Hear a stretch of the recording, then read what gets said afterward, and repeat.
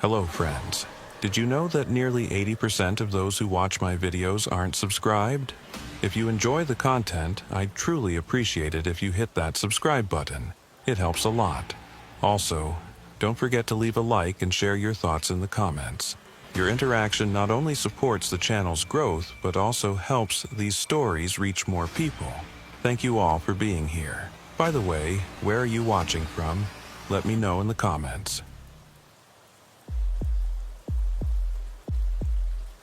I became a cop when I was 23 years old, fresh out of the academy with polished boots and a badge that still had that new metal smell. They assigned me to the 7-3 precinct in Brownsville, Brooklyn. If you don't know Brooklyn, Brownsville is where they send rookies to either make them or break them. High crime, low hope, and the kind of streets that teach you real fast that the badge doesn't make you bulletproof. My name is Cormac Dwyer. 11 years on the force now, still in uniform, still working patrol. Some guys chase promotions, detective shields, cushioned desk jobs. Not me. I like the street. I like knowing my sector, the faces, the corners, the buildings that always seem to call 911 right around 2 a.m. I like being the first one there when something goes wrong, not the guy who shows up 3 hours later with a notepad and a theory. It was late March when this whole thing started. One of those nights where winter hasn't quite let go yet, and the wind cuts through your jacket no matter how many layers you wear. I was working the midnight tour, solo patrol in a marked unit, Sector Charlie 7. My usual partner had called out sick, so it was just me, the radio, and the hum of the Crown Vic's engine as I rolled down Atlantic Avenue. The call came in around 1:47 a.m. Dispatch, female voice, calm but clipped.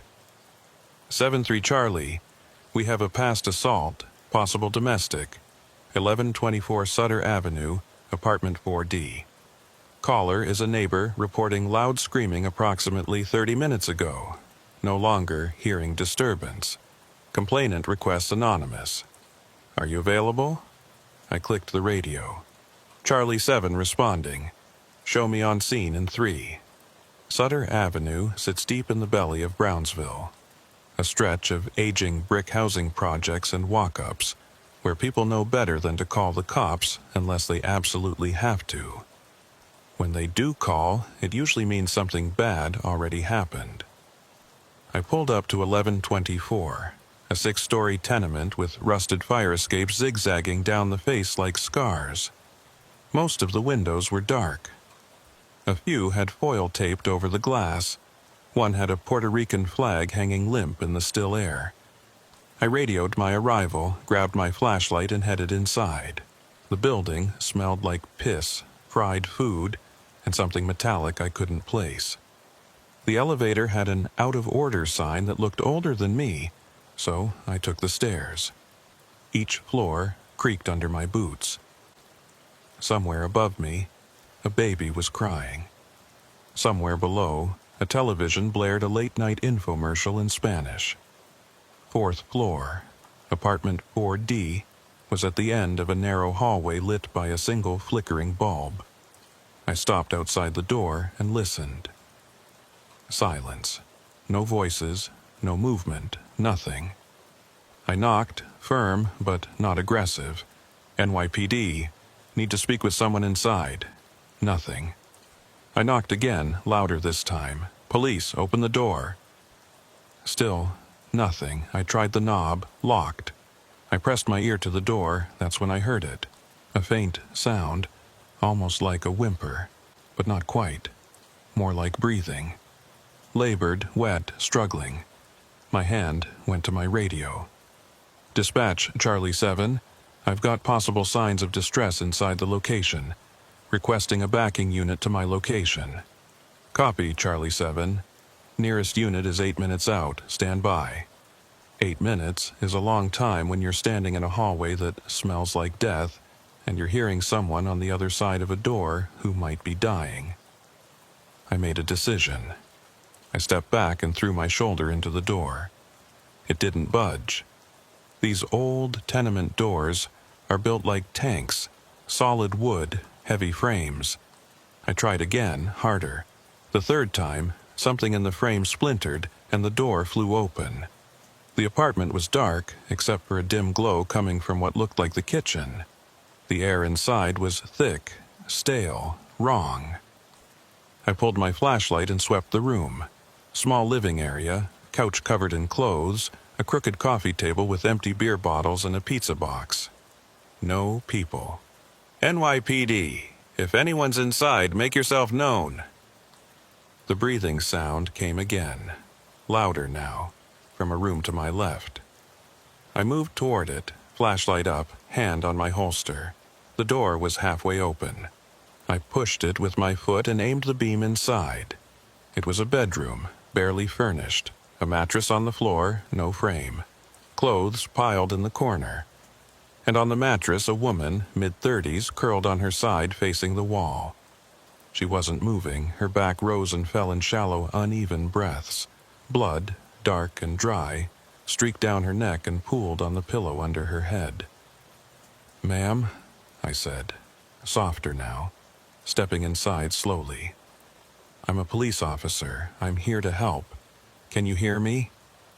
She didn't respond, didn't turn, didn't flinch. I moved closer, knelt beside the mattress and gently touched her shoulder. Her skin was cold, clammy. I rolled her slightly toward me and that's when I saw her face. Her left eye was swollen shut, purple and black. Her lip was split, crusted with blood. Her nose looked broken. But what stopped me cold was her right eye. It was open, staring straight ahead, unblinking, like she was looking at something I couldn't see. "Ma'am, can you hear me?" I asked again, checking her pulse. It was there, faint but steady. Her breathing hitched, and then, in a voice barely above a whisper, she spoke. "He took her." I leaned in closer. "Who took who? Ma'am, who are you talking about?" Her eye finally moved, locked onto mine, and I saw something in it that made my stomach drop. Not fear, not pain, guilt. "He took my baby," she whispered, and then her eye rolled back and she went limp. I hit my radio hard. "Dispatch, Charlie 7. I need a bus forthwith to my location. Female victim, unconscious, severe trauma to the head and face, possible internal injuries. Also requesting detectives and a supervisor to the scene. Possible child abduction." The next few minutes were chaos. The ambulance arrived first, then my backup, then a sergeant, then 2 detectives from the 7-3 squad. They took over the scene while the EMTs worked on the woman. I stood in the hallway writing down everything I'd seen, everything she'd said, while other officers started canvassing the building, knocking on doors, asking if anyone had seen or heard anything. No one had, or no one was talking. In Brownsville, those 2 things looked the same. One of the detectives, a guy named Maurice Quaid, older, gray beard, 25 years on the job, walked up to me while I was finishing my memo book entry.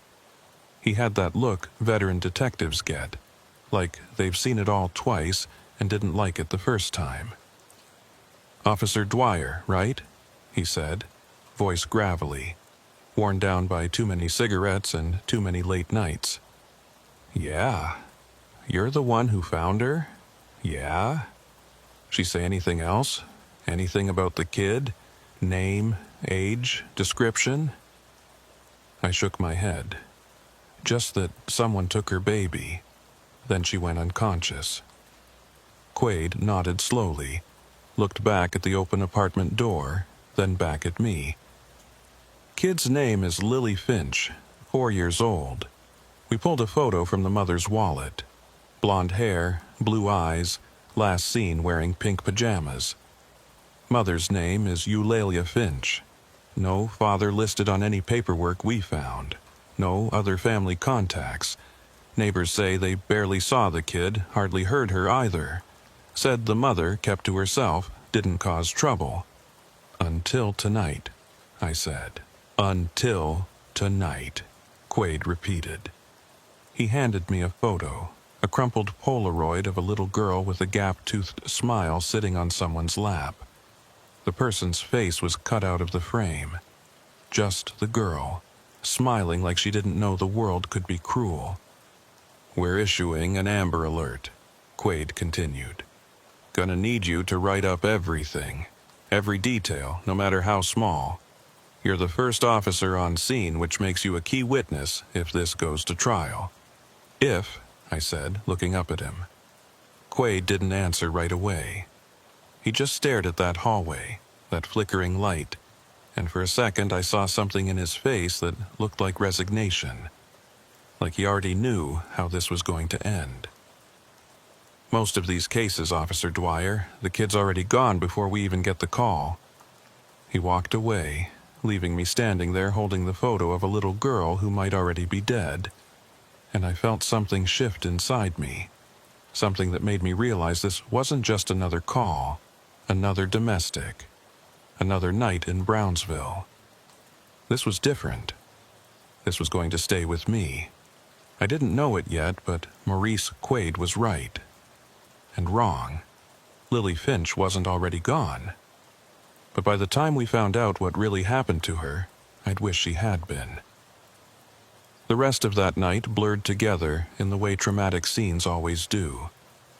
You remember fragments, snapshots, but not the connective tissue between them. I remember the crime scene unit arriving with their cameras and their evidence bags, the flash of the camera lighting up that sad little bedroom like lightning in a storm.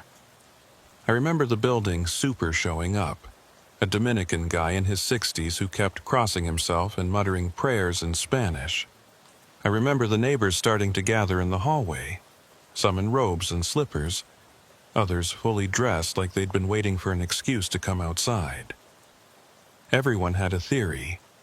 Everyone had seen something, or heard something, or knew something. But when Quaid started asking direct questions, suddenly nobody knew anything at all. By the time my shift ended at 8 a.m., Eulalia Finch was in the ICU at Kings County Hospital with a fractured skull, 3 broken ribs, and a punctured lung. She was stable but sedated, not talking. The Amber Alert went out at 4:37 a.m. with Lily's photo, description, and last known location. Tips started coming in immediately. A girl matching the description was seen at a bodega on Pitkin Avenue. Another sighting at a bus stop on Flatbush. A third at a McDonald's in Canarsie. All of them turned out to be nothing. Wrong kid, wrong age, wrong something. I went home to my studio in Crown Heights, sat on the edge of my bed still in uniform, and stared at the wall for 20 minutes. I couldn't shake the image of that woman's face, that one open eye staring at nothing, and the way her voice sounded when she said, "He took my baby." Not fear, not panic, guilt. Like she knew something, or had done something, and the worst part had already happened. I tried to sleep but couldn't.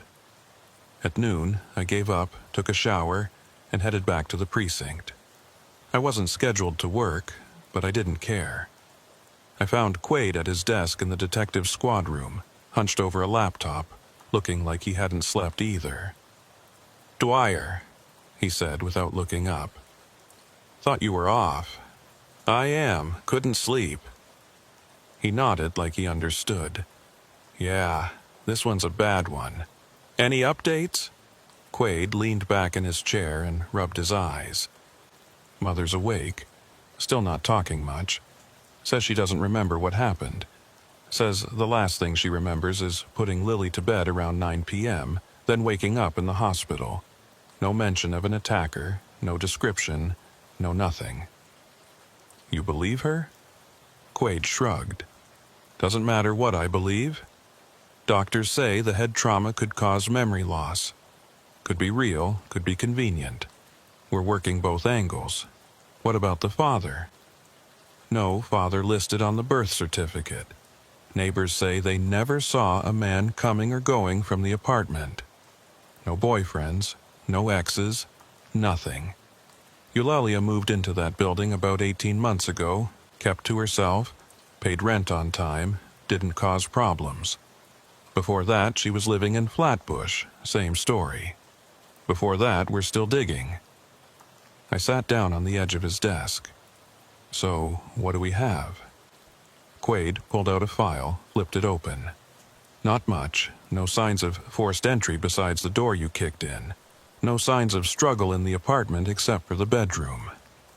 Blood spatter analysis suggests Eulalia was beaten while lying down, not standing. Defensive wounds on her hands suggest she tried to fight back, but not very effectively.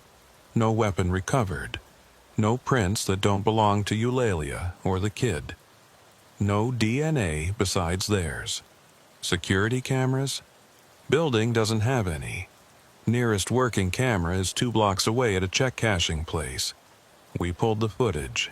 Nothing useful. Too far. Too grainy. I stared at the file, the crime scene photos, the little girl's face smiling up at me from a Polaroid. What about the neighbor who called it in? Anonymous, burner phone. Called from outside the building, didn't leave a name. We tried tracing it, but the number's already dead. So, someone heard screaming, called it in, then disappeared. Looks that way. I leaned back, trying to piece it together. What if it wasn't a stranger? What if it was someone Eulalia knew? Someone who had access to the apartment? Someone Lily would go with without screaming? Quaid gave me a look. The kind detectives give patrol cops when they think they're stepping out of their lane. But he didn't shut me down. We're looking into that. Interviewing anyone who had contact with her. Co-workers, friends, family. So far, nothing. Woman was a ghost. Worked part-time at a laundromat on Atlantic. Paid cash for everything. Didn't have social media, didn't have close friends. It's like she was trying to stay invisible. People don't try to stay invisible unless they're hiding from something, I said. Quaid nodded. That's what I'm thinking. He closed the file, looked at me for a long moment, then said, "You did good last night, Dwyer. You got there fast. You secured the scene. You probably saved that woman's life. But this is a detective case now. You need to let us handle it." I stood up, nodded, but didn't say anything. Quaid was right. It wasn't my case. I was just a uniform, just a patrol cop who happened to be first on scene. But something about it wouldn't let go. Maybe it was the way Eulalia looked at me. Maybe it was the picture of Lily, that gap-toothed smile, that innocence. Or maybe it was something deeper, something I couldn't name yet but could feel crawling under my skin like an itch I couldn't scratch. I left the precinct and walked the 6 blocks back to Sutter Avenue. The building looked different in the daylight. Less menacing, more sad. Just another rundown tenement in a neighborhood full of them. The crime scene tape was still up on the 4th floor. I stood outside the building, staring up at the window of apartment 4D. And that's when I saw her. An older woman, maybe 70, standing on the stoop next door, watching me. She had a scarf tied around her head and a long coat, even though it wasn't that cold. She didn't look away when I made eye contact. Just stood there, staring, like she'd been waiting for me. I walked over. "Excuse me, ma'am, were you here last night?" She nodded slowly. "Did you see anything? Hear anything?" She didn't answer right away. Just looked at me, then at the building, then back at me. When she finally spoke, her voice was quiet, careful, like she was choosing each word. "I heard the little girl crying 2 nights ago, not last night. 2 nights ago. She was crying and I almost called, but then it stopped." "Did you see anyone go into the building? Anyone who didn't belong?"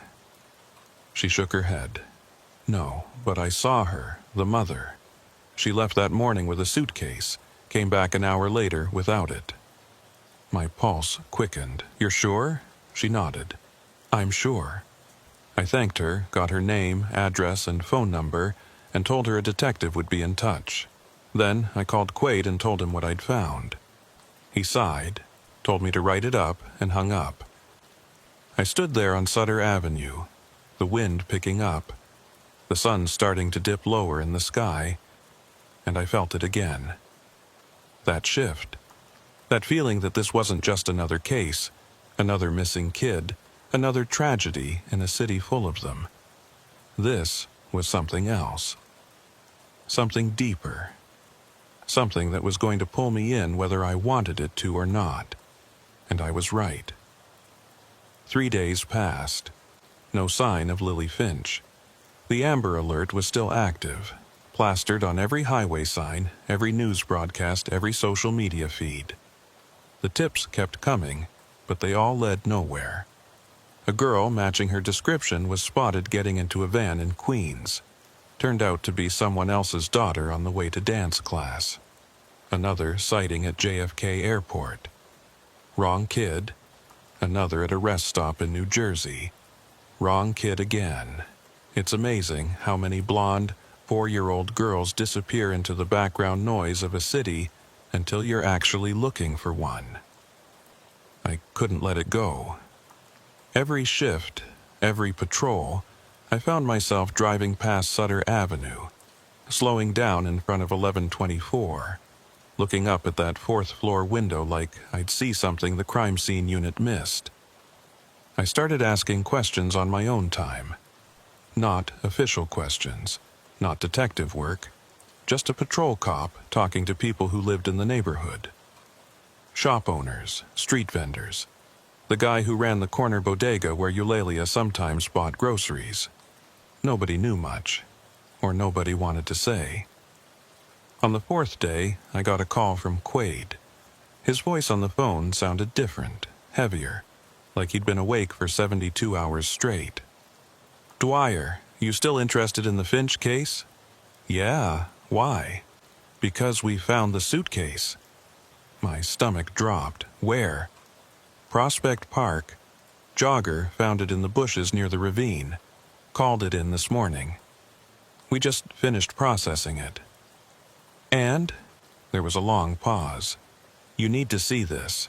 Can you meet me at the 7-3 in an hour?" "I'm on my way." I didn't wait an hour. I was at the precinct in 20 minutes, still in uniform, badge clipped to my belt.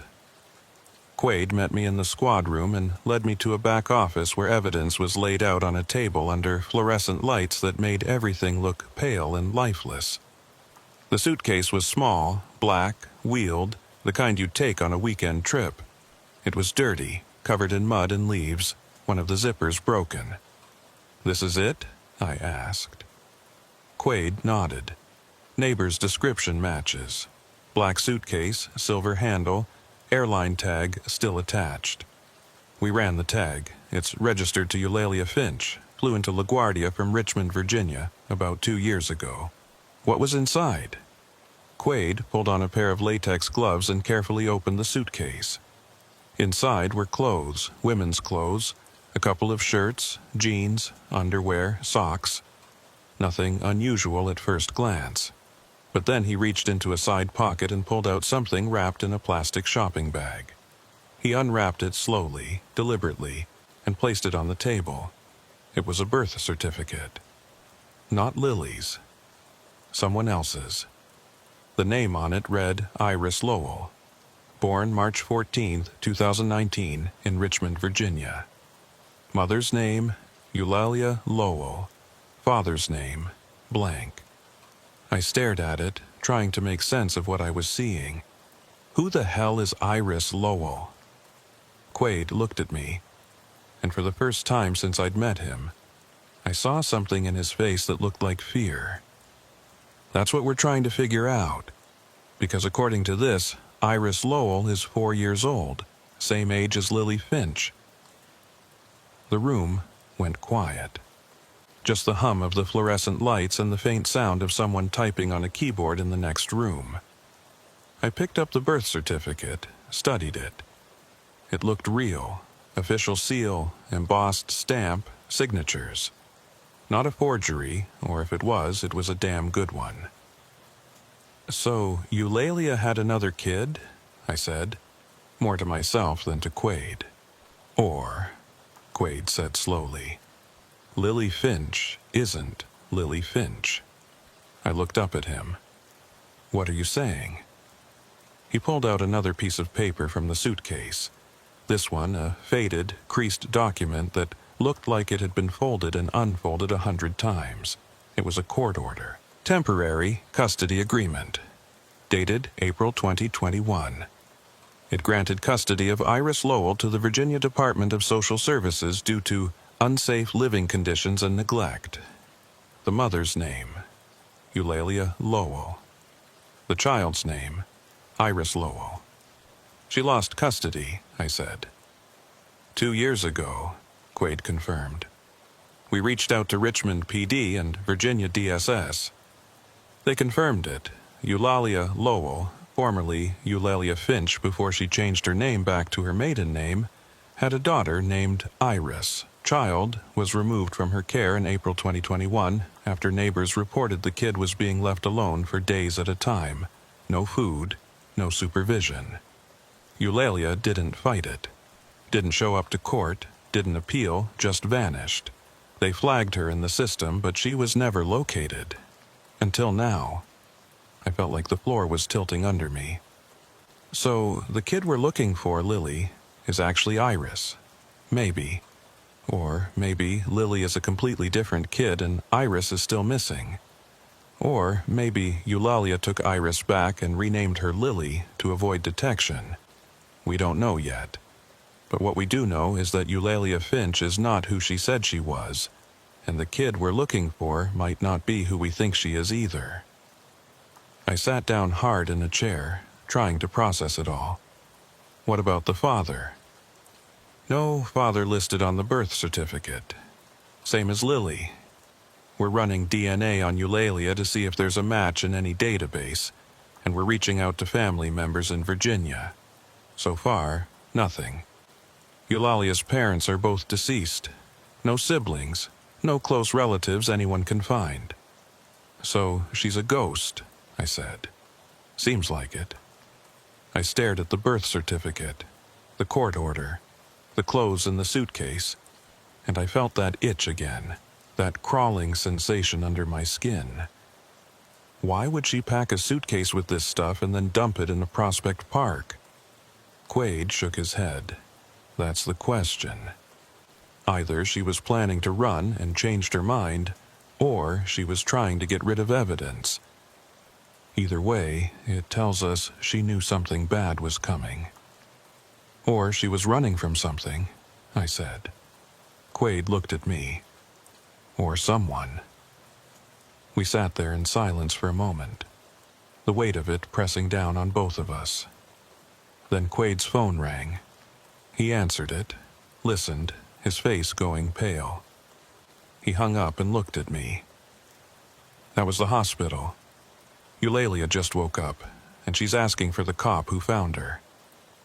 The drive to Kings County Hospital took 15 minutes, but it felt like an hour. Quaid drove. I sat in the passenger seat watching Brooklyn roll by through the window. The streets were crowded. People going about their lives, unaware that somewhere in this city, a little girl was missing, and the only person who knew what happened to her was lying in a hospital bed with a fractured skull and a past she'd been trying to erase. We parked in the hospital garage and took the elevator to the ICU on the 4th floor. The hallway smelled like disinfectant and despair, the kind of place where people come to fight for their lives or say goodbye. Eulalia was in a private room at the end of the hall, a uniformed officer posted outside. He nodded at Quaid, stepped aside, and we went in. She looked smaller than I remembered. Fragile. The kind of fragile that makes you think a strong wind could blow her away. Her face was still swollen, bruised, stitches running across her forehead like train tracks. Her right eye was open, staring at the ceiling. The left was still swollen shut. An IV dripped clear fluid into her arm. A heart monitor beeped softly in the corner. She turned her head slowly when we walked in and her eye locked onto me. Recognition flickered across her face, then something else. Fear, maybe. Or relief. Hard to tell. "Officer Dwyer," she said, her voice hoarse, barely above a whisper. I stepped closer to the bed. "Ms. Finch, how are you feeling?" She gave a weak, bitter laugh that turned into a cough. "Like someone tried to kill me." Quaid stepped forward, pulled out his notebook. "Ms. Finch, I'm Detective Morris Quaid. We need to ask you some questions about what happened, about your daughter." Her face tightened. "Lily." "Or Iris," Quaid said, watching her reaction. Her eye widened just for a second, and I saw it. Panic. Pure, unfiltered panic. She tried to sit up, winced, fell back against the pillows. "Where did you hear that name?" "We found the suitcase," I said. "In Prospect Park. We know about Virginia. We know about the custody case. We know you changed your name." She closed her eye, tears leaking out and running down her bruised cheek. "You don't understand." "Then help us understand," Quaid said, his voice firm but not unkind. "Tell us what happened. Tell us where your daughter is."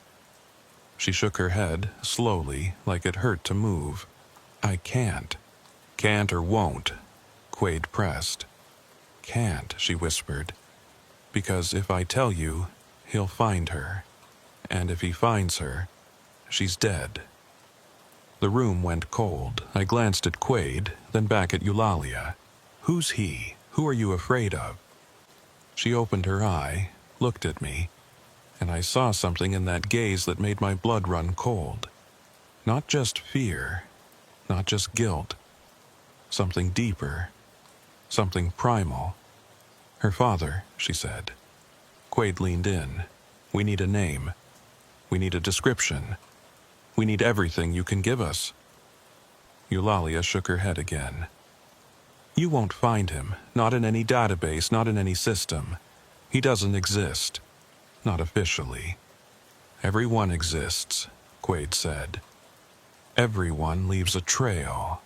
"Not him," she said, her voice breaking.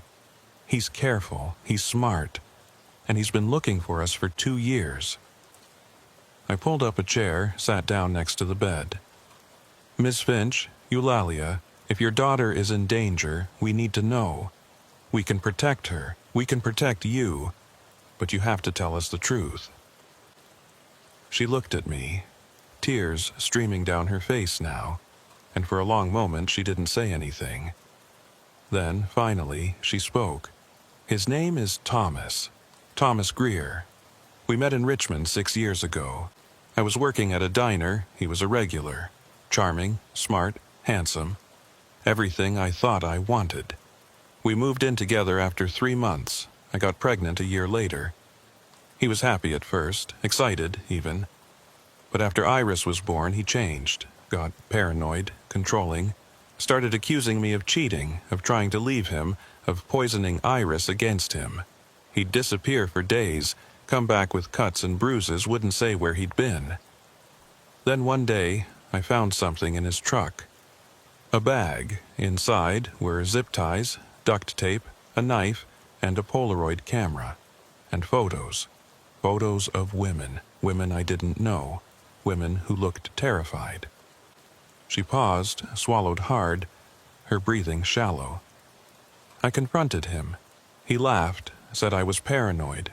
Said the photos were from a job, something he was working on.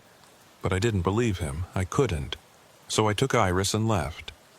Went to a shelter, filed for a restraining order. But he found us every time. Every shelter, every safe house, every friend's couch. He always found us. So I stopped trying to hide and just tried to survive. I started drinking. Using. I couldn't keep a job. Couldn't keep Iris safe. That's when DSS took her. And I thought, maybe that's better. Maybe if she's in the system, he can't find her. Maybe she'll be safe. But she wasn't, I said. Eulalia shook her head. No, because 6 months ago I got a message. Anonymous email. Just one line. I know where she is. and attached was a photo of Iris, recent photo, from her foster home. Quade's jaw tightened. He had access to DSS files? I don't know how, Eulalia said, but he did. So I did the only thing I could think of. I went to Virginia, broke into the foster home in the middle of the night, and took her. I changed her name, changed mine, moved to New York, and prayed he wouldn't find us again. But he did, I said. She nodded, fresh tears spilling. 3 nights ago, I came home and he was in the apartment, just sitting on the couch, waiting. He didn't say anything, didn't have to. I knew why he was there. I tried to fight him, tried to stop him, but he was too strong. He beat me until I couldn't move, and then he took her, took Lily, took Iris, took my baby, and I couldn't stop him. The room was silent except for the steady beep of the heart monitor. Quade was writing furiously in his notebook. I just sat there, staring at this woman who'd been running for 2 years, who'd lost her daughter twice, who'd done terrible things and desperate things just to keep her child alive. "Do you have a recent photo of Thomas Greer?" Quade asked. She nodded toward the small table next to the bed. "In my purse. There's a photo. Old, but it's him." Quade grabbed the purse, pulled out a worn, folded photograph. He unfolded it carefully and his face went pale. He showed it to me. The man in the photo was maybe 35, dark hair, clean-shaven, average build. Nothing about him stood out. He could have been anyone. A teacher, a mechanic, a neighbor. The kind of face that disappears in a crowd. Except for his eyes. Cold. Empty. The kind of eyes that looked through you, not at you. "We'll put out a bolo," Quade said. "Get this to every precinct, every agency, every cop in the tri-state area. We'll find him." But Eulalia shook her head. "You won't. He's already gone, and he's got her. And by the time you figure out where he took her, it'll be too late." "Why?" I asked. "What's he going to do to her?" Eulalia closed her eye, her voice dropping to barely a whisper. "The same thing he did to the women in those photos." I couldn't sleep that night. Couldn't eat. Couldn't think about anything except that photo of Thomas Greer and the way Eulalia's voice sounded when she said, "The same thing he did to the women in those photos." I kept seeing Lily's face, that gap-toothed smile, those innocent blue eyes, and wondering if she was still alive, wondering if we were already too late. Quade put out the bolo. Thomas Greer's photo went to every precinct in New York, New Jersey, and Connecticut. State police, transit police, Port Authority, everyone. FBI got involved because it crossed state lines. A task force was assembled. Press conferences were held. Eulalia's story made the news, carefully edited to protect the investigation. Mother beaten, child abducted by estranged father, armed and dangerous. Do not approach. But days passed, and nothing came back. No hits on facial recognition. No credit card usage. No cell phone pings. No sightings. Thomas Greer had vanished into thin air, and he'd taken Lily with him. I went back to work, back to patrol, back to the midnight tour in Sector Charlie 7, but my mind wasn't on the job. Every call felt like a distraction. Every domestic dispute, every noise complaint, every drunk and disorderly pulled me away from the only thing that mattered. Finding that little girl. On the 8th day, I did something I probably shouldn't have done. I went back to Sutter Avenue, back to 1124, and I let myself into apartment 4D. The crime scene tape was still up, but the apartment was no longer an active scene. Evidence had been collected, photos had been taken, and the place was just sitting there, empty and hollow, waiting for someone to decide what to do with it. I stood in the living room, the same room where I'd first entered that night, and I tried to see it the way Thomas Greer had seen it. He'd been here. He'd sat on that couch, waited for Eulalia to come home, and then he'd done what he came to do. But why here? Why now? How did he find them? I walked through the apartment slowly, carefully, looking for anything the crime scene unit might have missed. The bedroom where I'd found Eulalia was stripped bare now, the mattress gone, the blood-stained pillow taken as evidence. The closet was half empty, clothes hanging crooked on wire hangers. A small dresser stood against the wall, drawers open, contents rifled through. I opened the top drawer. Women's underwear, socks, nothing unusual. Second drawer, t-shirts and sweats. Third drawer, junk drawer.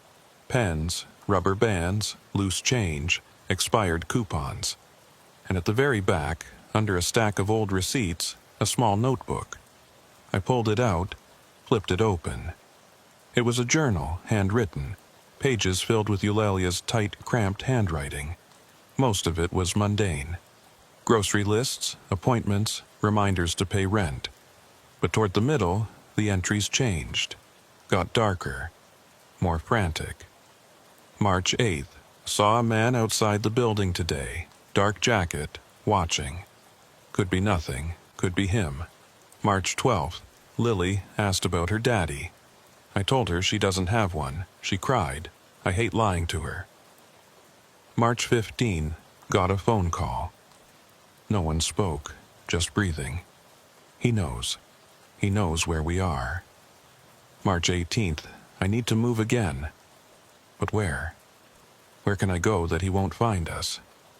The last entry was dated March 20th, 3 days before I'd found her. March 20th, he's here. I saw him at the bodega. He smiled at me. Just stood there and smiled like he knew exactly what he was going to do. I have to get Lily out. I have to hide her. I have to... The entry stopped mid-sentence, unfinished, like she'd been interrupted or had given up. I stared at those words, my heart pounding. I have to hide her. Not I have to run. Not I have to call the police. Hide her. Like she knew running wouldn't work anymore. Like she was out of options. I pocketed the journal, closed the drawer, and left the apartment. I should have logged it as evidence. Should have called Quaid. But I didn't. Because something about that journal felt personal. Like Eulalia had written it for someone to find, and that someone was me. I spent the next 2 days reading that journal cover to cover. Every word, every margin note, every crossed-out line. And slowly, a picture started to form. Eulalia wasn't just running from Thomas Greer. She was running from something bigger. Something she couldn't name but could feel closing in around her. There were references to people I didn't recognize. A Pastor Lowell in Richmond who'd tried to help her but couldn't. A woman named M who'd let her stay in a motel for 2 weeks before Thomas found them. A lawyer in Virginia who'd filed the restraining order but told her it was useless without proof. But one name kept coming up over and over in the margins, circled and underlined. Ridgewood. At first, I thought it was a person. Then, I thought it was a place. Finally, on the third read-through, I found the context. A single entry from 6 months ago, right after she'd taken Lily from the foster home. June 14th. Called the number M gave me. Man answered, said he could help. Said to meet him at the Ridgewood Diner in Queens. Said he knew about Thomas. Said he had proof, that was it. No follow-up, no explanation. Just that one entry, and then nothing. Like whatever happened at that meeting had scared her enough to stop writing about it. I pulled up a map on my phone. Ridgewood Diner. There were 3 diners in Ridgewood, Queens. I called each one, asked if they remembered a woman matching Eulalia's description coming in 6 months ago. 2 said no. The third, a guy named Tony, who sounded like he'd been working there since the Nixon administration, paused. Maybe, he said. We get a lot of people, but if she met someone here, I might remember. What'd the guy look like? I don't know, I admitted. But he might have had information about a criminal case. Might have been a cop, a PI, something like that. Tony was quiet for a moment. Then, there was a guy. Older fella. 60s maybe. Gray hair. Always wore a suit. Used to come in once a week, sit in the back booth, drink coffee, read the paper. Stopped coming around the time you're talking about. Might be nothing, might be something. You remember his name?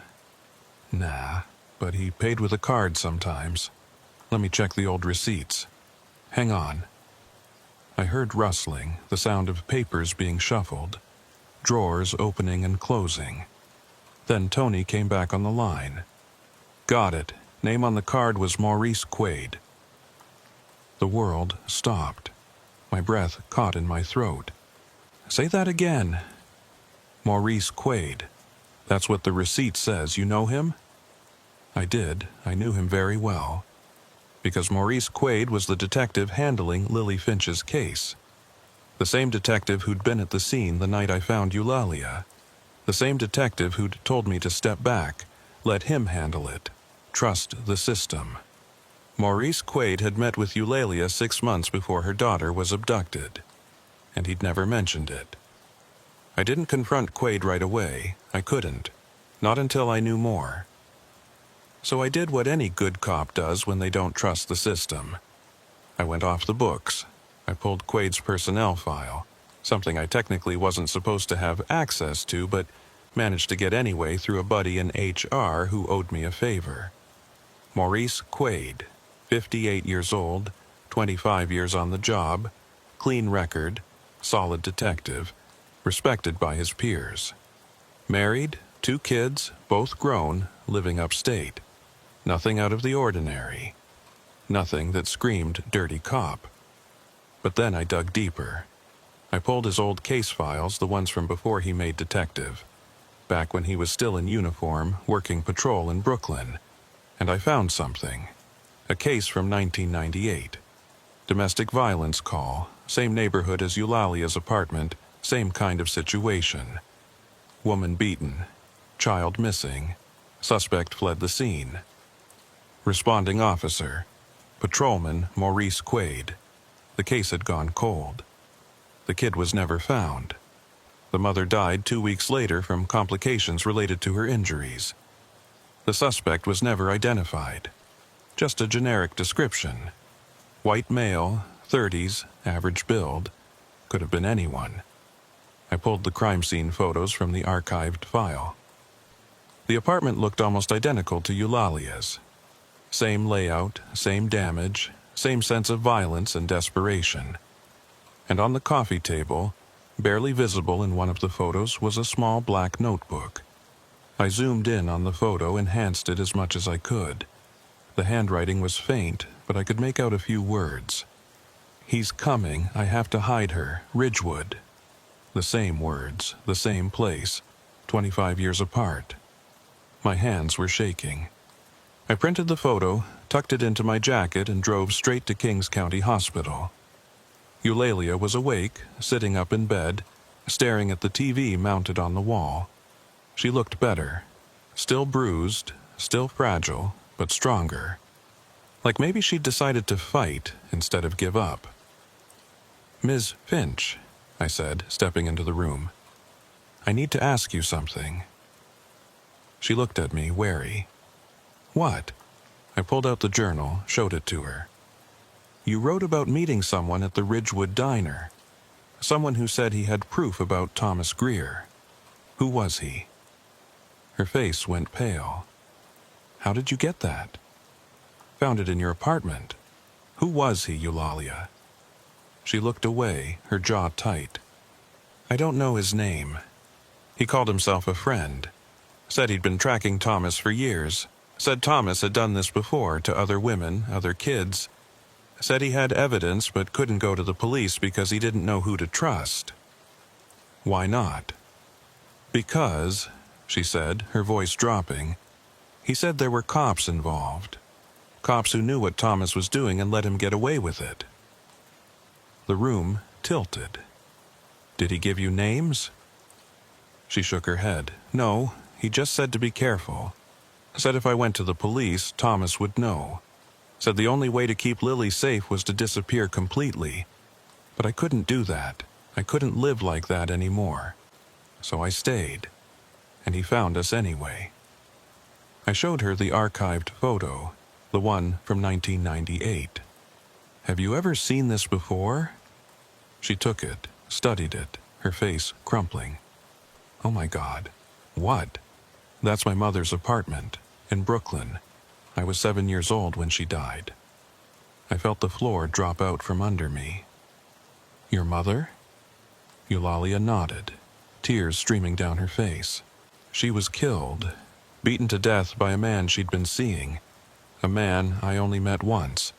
A man who told me to call him Uncle Thomas. Everything clicked into place. The journal. The case from 1998. The connection to Quaid. Thomas Greer hadn't just found Eulalia by accident. He'd been there her whole life, lurking in the background, watching, waiting. And Maurice Quaid had been there too, the responding officer who'd never solved the case, who'd let Thomas Greer slip through the cracks, who'd maybe, just maybe, helped him do it. I stood there in that hospital room, holding a photo of a crime scene from 25 years ago, and I realized the truth. This wasn't just about a missing child. This was about a predator who'd been operating for decades, protected by someone in the system, someone who had the power to make evidence disappear, to steer investigations away from the truth, to keep Thomas Greer in the shadows. And that someone was Maurice Quaid. I didn't tell Eulalia, didn't tell anyone. I just thanked her, left the hospital, and sat in my patrol car in the parking lot trying to figure out what to do. If I went to my sergeant, would he believe me? If I went to Internal Affairs, would they investigate? Or would they bury it? If I confronted Quaid directly, would he come clean? Or would he make me disappear like he'd made evidence disappear? I didn't know, but I knew one thing. If I wanted to find Lily, if I wanted to stop Thomas Greer, I was going to have to do it alone. I started by pulling every case Maurice Quaid had worked in the last 25 years. Every missing person, every domestic violence call, every unsolved abduction. I cross-referenced them with the timeline of Thomas Greer's known movements, the places Eulalia said he'd been, the gaps in his history. And slowly a pattern emerged. Every 2 to 3 years, a woman would go missing. Sometimes with a child, sometimes alone. Always the same profile. Single mother, isolated, no family, no support system. And every time, Maurice Quaid was somehow connected. Either he was the responding officer, or he was the detective assigned to the case, or he was the one who closed it as unsolved. 12 cases, 12 women, 12 kids, all gone, all cold. I printed everything, compiled it into a file, and then I did something that could have ended my career. I went to the FBI. The agent who met me was a woman in her 40s named Special Agent Rebecca Travers. She listened to my story without interrupting, looked at my evidence without flinching, and when I was done, she leaned back in her chair and said, "You realize what you're accusing a decorated NYPD detective of?" "Yes," I said. "And you have no physical evidence, no witness testimony, just patterns and coincidences." "I have Eulalia Finch. She can testify." "She's a woman with a history of drug use, mental health issues, and a kidnapping charge in Virginia.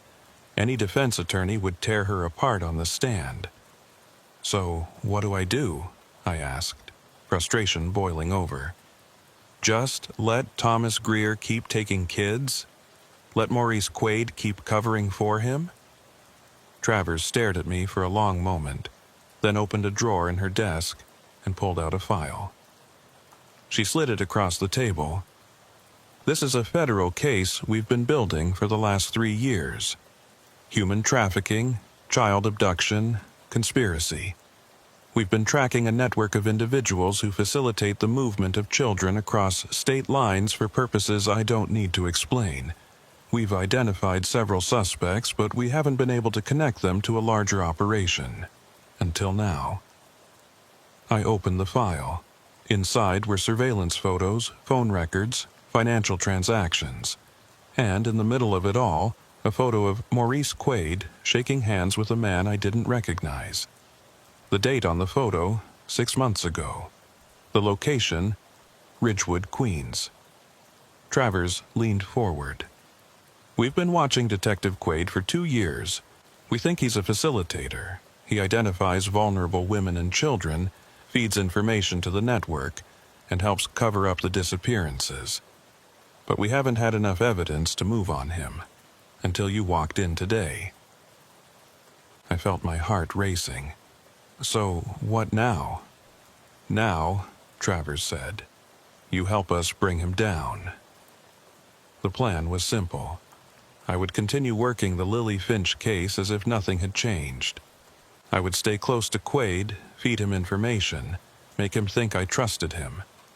And all the while, I'd be wearing a wire, recording every conversation, every slip-up, every piece of evidence that could tie him to Thomas Greer and the missing children. It was dangerous. If Quaid found out, I was dead.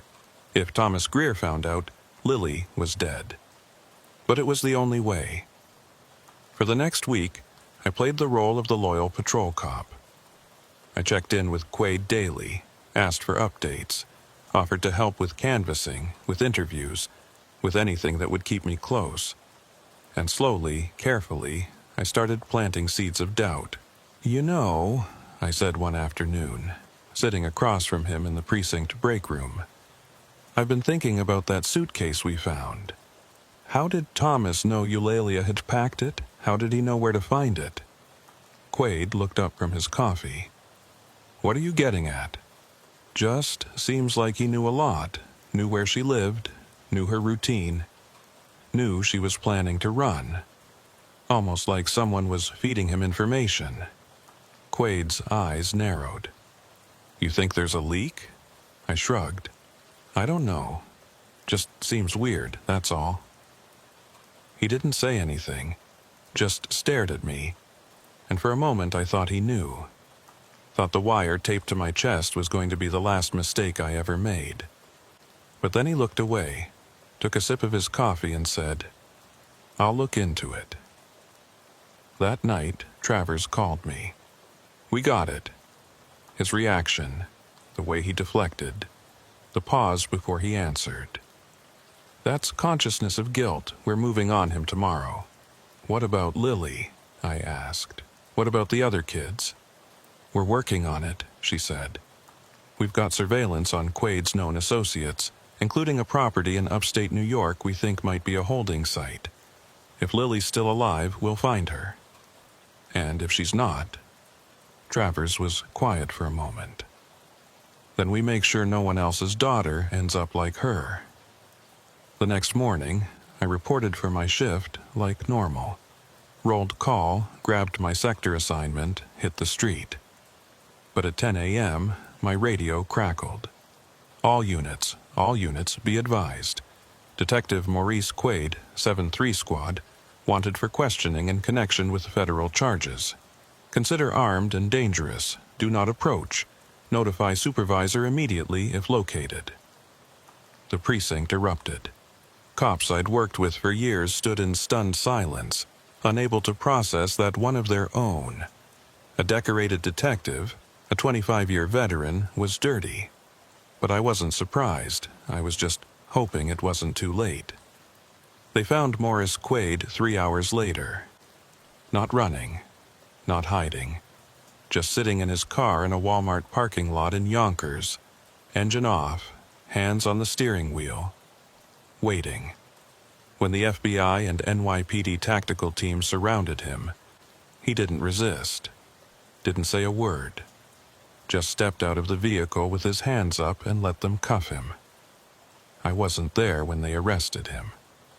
I was still on patrol, listening to the whole thing unfold over the radio, feeling a mix of relief and dread. Relief that we'd stopped him. Dread that we still didn't know where Lily was. Travers called me an hour later. He's not talking. Lawyered up immediately. But we executed search warrants on his home, his storage unit, and his vehicle. We found files. Lots of files. Names, addresses, photos. Most of them match the missing persons cases you flagged. We also found financial records showing payments to an LLC registered in upstate New York.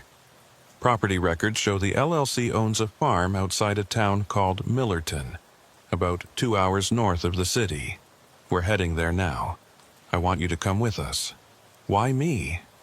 Because if Lily's there, she's going to be terrified. She needs to see a familiar face. Someone who was there the night her mother was hurt. Someone she might trust. I didn't argue.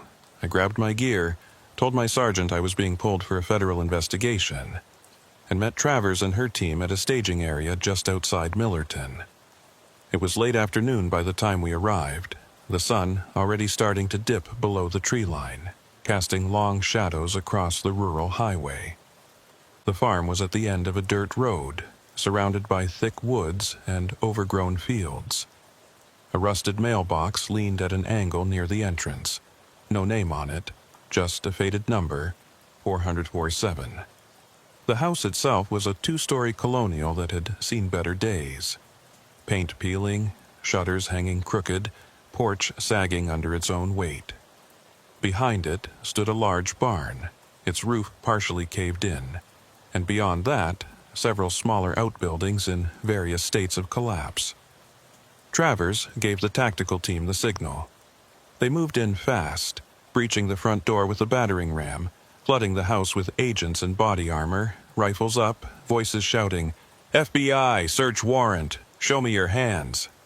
I stayed back with Travers, watching through the open door as agents cleared room after room. Living room, kitchen, bathroom, bedroom, all empty, no one home. No signs of recent activity, just dust and cobwebs and the smell of mildew. But then one of the agents called out from upstairs. "We've got something." Travers and I went up, boots heavy on the creaking stairs. The agent was standing in a small bedroom at the end of the hall, shining his flashlight on the wall. The room was bare except for a single mattress on the floor and a metal folding chair in the corner. But the walls were covered in writing. Hundreds of lines, scrawled in black marker, repeated over and over in different handwriting, different sizes, different levels of desperation. "Please let me go. I want my mommy. I'll be good. Don't hurt me. Help." My stomach turned. Travers stepped forward, her face hard, emotionless, the way you have to be when you're staring at proof that monsters are real. She pulled out her phone, started taking photos. "This is a holding room. He kept them here. Probably multiple kids, multiple times. Based on the handwriting, I'd say at least a dozen." "Where are they now?" I asked, my voice tight. "That's what we need to find out." We moved through the rest of the house. Found more rooms, more mattresses, more evidence of children being held against their will. But no children. No Lily. No bodies. Just emptiness and the ghosts of voices that had stopped screaming a long time ago. Outside, agents were searching the barn and the outbuildings. I followed Travers across the overgrown yard, the grass reaching up to my knees, insects buzzing in the fading light. The barn door was open, hanging on one hinge, and inside it was dark, cavernous, the smell of rot and decay so thick I had to breathe through my mouth. "Over here," one of the agents called. We moved toward the back of the barn, where a section of the floor had been pulled up, revealing a narrow staircase leading down into darkness. Travers pulled out a flashlight, aimed it into the hole. The beam cut through the black, illuminating stone walls, a dirt floor, and at the bottom, a heavy wooden door with a padlock. "Basement," Travers said, "or a cellar. Either way, we're going down." The tactical team went first, weapons drawn, moving carefully down the stairs. I followed, my hand on my service weapon, my heart pounding so hard I could hear it in my ears. The air got colder the deeper we went, damp and stale, like a tomb. At the bottom, the lead agent cut the padlock with bolt cutters and pushed the door open. The smell hit me first. Not rot, not death. Something worse. Chemicals, bleach, the kind of smell that comes from someone trying very hard to erase evidence. The room beyond was small, maybe 10 feet by 10 feet, walls lined with metal shelving units. On the shelves were plastic bins, dozens of them, all labeled with dates. The agents started pulling them down, opening them, and inside were clothes. Children's clothes, shoes, toys, personal items. Each bin represented a different child, and in the back of the room, propped against the wall, was a Polaroid camera. Travers opened one of the bins, pulled out a small pink dress, and checked the label. March 2023. She opened another. June 2021. Another. October 2019. She looked at me, her face pale. These go back years. I couldn't speak, couldn't process what I was seeing. All those kids, all those families, all those lives destroyed, and Maurice Quaid had helped make it happen. But Lily wasn't here. None of the bins were recent enough. The most recent was from 8 months ago. They moved locations, Travers said, her voice shaking with barely controlled rage. He knew we were getting close, so he moved them somewhere else. Where? I demanded. Where the hell would he take them? Before she could answer, her phone rang. She answered, listened, her face hardening with each passing second. When she hung up, she looked at me. Quaid's talking. He's offering a deal. He'll give us Thomas Greer's location in exchange for a reduced sentence. What did he say? He said Greer moves the kids every few months, never stays in one place long, but he has a pattern. Always near water. Always isolated. And always within a 2-hour drive of New York City. I pulled out my phone, opened a map app, started marking locations that fit the description. Lakes, rivers, reservoirs. There were dozens of them, too many to search in time. But then I remembered something Eulalia had said. Something about Lily asking about her father. Something about water. I called the hospital, got transferred to Eulalia's room. She answered on the third ring, her voice groggy, drugged. Ms. Finch, it's Officer Dwyer. I need you to think. Did Thomas ever take you or Iris anywhere specific? Anywhere near water? A lake, a cabin, anything? There was a long pause, then quietly, Candlewood Lake, in Connecticut. He had a friend who owned a cabin there. We went once, before everything went bad. Iris loved it. She kept asking to go back, but we never did. I hung up, looked at Travers. Candlewood Lake, Connecticut. She was already on the radio, coordinating with Connecticut State Police, mobilizing units, calling for backup. Within 20 minutes, we were on the road, lights flashing, sirens blaring, racing north into the dying light. Candlewood Lake is the largest lake in Connecticut, stretching for miles along the western part of the state. There are hundreds of cabins along its shores, most of them vacation rentals, most of them empty this time of year. Finding one specific cabin without an address was like finding a needle in a haystack. But Quaid had given us one more piece of information. The cabin was registered under a shell company, same as the farm. And that shell company had a P.O. box in a town called New Fairfield. Local police ran the records, cross-referenced property owners, and found a match. A cabin on the North Shore, isolated, accessible only by a narrow dirt road that wound through dense forest. We arrived just after dark. No lights on in the cabin, no vehicles in the driveway, no signs of life. But the door was unlocked. Travers and the tactical team went in first. I stayed outside, weapon drawn, watching the tree line, waiting for someone to run, someone to shoot, something to happen. But nothing did. The cabin was silent. After what felt like an eternity, Travers appeared in the doorway, her face unreadable. "Dwyer, you need to see this."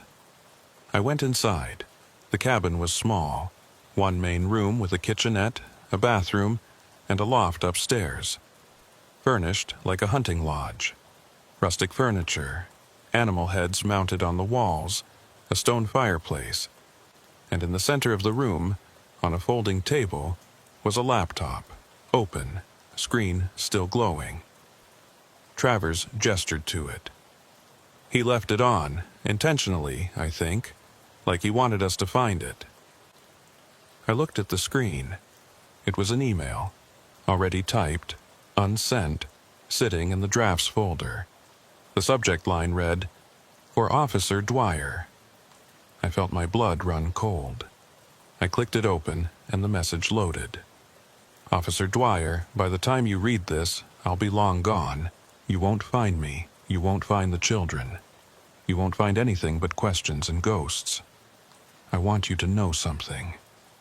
Maurice didn't protect me because he was dirty. He protected me because he understood.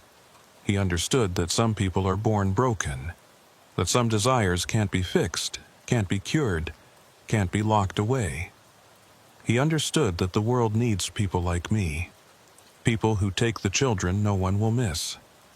The children society has already forgotten. Lily is safe. For now, she's with others like her, children who will grow up knowing only what I teach them. They'll never go back to the world that failed them. They'll never know the pain of abandonment, of neglect, of being unwanted. You think you're saving them, but you're not. You're condemning them to a life of foster homes and broken promises and empty beds. I'm giving them structure, purpose, family.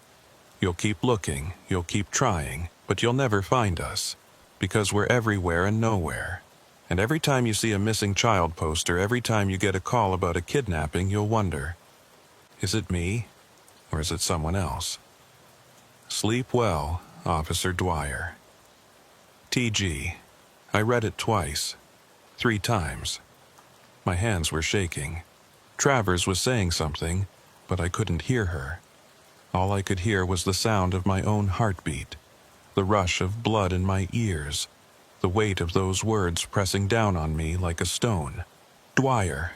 Travers grabbed my shoulder, forced me to look at her.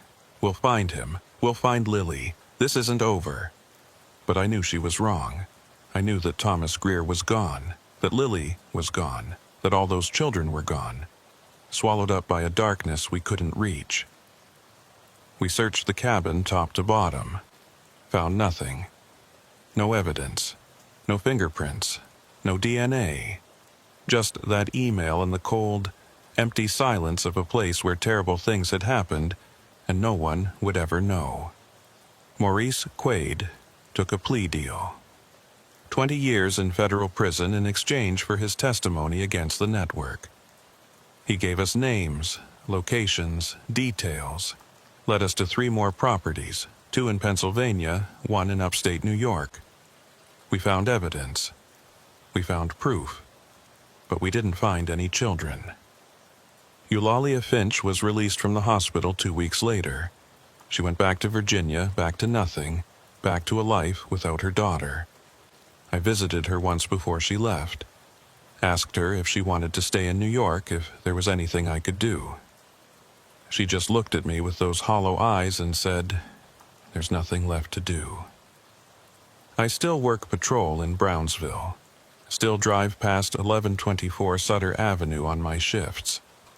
The building's been condemned now, scheduled for demolition. But sometimes, late at night, I swear I can see a light in the window of apartment 4D. Just for a second. Just long enough to remind me. I keep Lily's photo in my locker. That gap-toothed smile, those innocent blue eyes. I look at it every day before my shift. And I wonder, is she still alive? Is she safe? Is she happy? Or is she just another ghost in a city full of them? The FBI is still looking. Travers calls me once a month with updates. Tips that go nowhere. Sightings that turn out to be false. A network that's always one step ahead, always just out of reach. Thomas Greer is still out there. So is Lily. So are all the others. And every time I respond to a domestic call, every time I find a woman beaten and a child missing, I think of that email. I think of those words. We're everywhere and nowhere. And I know he's right. I became a cop to help people, to protect them, to make sure the badge meant something. But some nights, when I'm sitting in my patrol car at 3 a.m., watching the city sleep, I wonder if it means anything at all. Because the monsters aren't just in the shadows. Sometimes they're in the system. Sometimes they wear badges. Sometimes they smile at you and shake your hand, and then go home and help destroy lives. And the worst part, you never know until it's too late. I still drive past that building. Still look up at that window. And sometimes I swear I can hear it. A child crying, soft, distant, fading. But when I get out of the car and listen, there's nothing but silence. Just silence and the wind, and the weight of knowing that somewhere out there, a little girl is calling for help. And no one's coming. I joined the NYPD Narcotics Division when I was 26 years old, 3 years after finishing my patrol rotation in the 4-1 precinct. My name is Ruben Castaigne, and for the past 8 years, I've been working buy and bust operations in the South Bronx, one of the busiest drug corridors in New York City. It's not glamorous work. It's not the kind of thing they make TV shows about. It's surveillance, informants, paperwork, and long nights sitting in unmarked cars watching corners where kids who should be in school are slinging dime bags to finance someone else's empire. The Bronx is different from the rest of the city. It's grittier, louder, more desperate. The buildings lean in close like they're trying to hear your secrets. The streets remember everything. Every shooting, every overdose, every arrest. And everyone knows everyone, which makes working narcotics both easier and infinitely more dangerous. You can't blend in. People know you're a cop the second you step out of your car. They can smell it. My partner, Vince Ardell, had been in narcotics for 12 years. He was old school, the kind of cop who remembered when the South Bronx was a war zone and crack was everywhere. He taught me everything I know, how to flip an informant, how to spot a stash house from 3 blocks away, how to survive in a world where everyone wants you dead or bought. Vince was a good cop, or at least I thought he was. It was early November when things started to unravel. We were working a case on a crew operating out of a bodega on Westchester Avenue. Small-time operation, heroin and fentanyl, moving maybe 2 kilos a week. Not enough to make headlines, but enough to kill people. We'd been watching them for 6 weeks, building a case, identifying the key players. The kingpin was a guy named Rafael Rafi Soto. Mid-30s, cautious, smart. He never touched the product himself, never made the hand-to-hands, always had 3 layers of insulation between him and the street. But we had an informant. Her name was Lydia Maris. Mid-20s, former addict, cleaned up after her brother overdosed on a bad batch of fentanyl. She'd been dating one of Rafi's lieutenants, a guy named Ernesto, and she had access to the inner circle. She agreed to work with us in exchange for immunity on an old possession charge and enough money to get out of the Bronx and start over somewhere clean. Lydia was good. She was careful, she knew the risks, and she trusted me, which in that world is worth more than gold. We'd meet twice a week in different locations, always switching it up, always making sure no one was following. She'd give me names, addresses, delivery schedules, everything we needed to bring Rafi's operation down. On November 12th, we planned the bust. The intel from Lydia said Raffi was expecting a shipment that night. 2 kilos of pure heroin coming up from Baltimore, arriving around midnight at a warehouse on Bruckner Boulevard. We assembled a team. 8 officers, 2 sergeants, tactical unit on standby. Vince and I were the lead investigators, which meant we'd be first through the door. The night was cold, that kind of biting November wind that cuts through your jacket and makes your fingers stiff. We staged 3 blocks away, sitting in unmarked vans, waiting for the signal. Lydia had texted me an hour earlier. "They're there. 3 cars. Raffi's inside. Be careful." At 11:47 p.m., we moved. Tactical team breached the front entrance. We came in through the side. Flashlights, shouting. The controlled chaos of a raid. The warehouse was dark, cavernous, filled with abandoned machinery and old shipping containers. And it was empty. No one. No drugs. No cars. Nothing. We searched every inch of that warehouse, found nothing but dust and rat droppings. Vince stood in the middle of the empty space, hands on his hips, face hard. "We got burned." "Lydia wouldn't burn us," I said. But even as I said it, I felt doubt creeping in.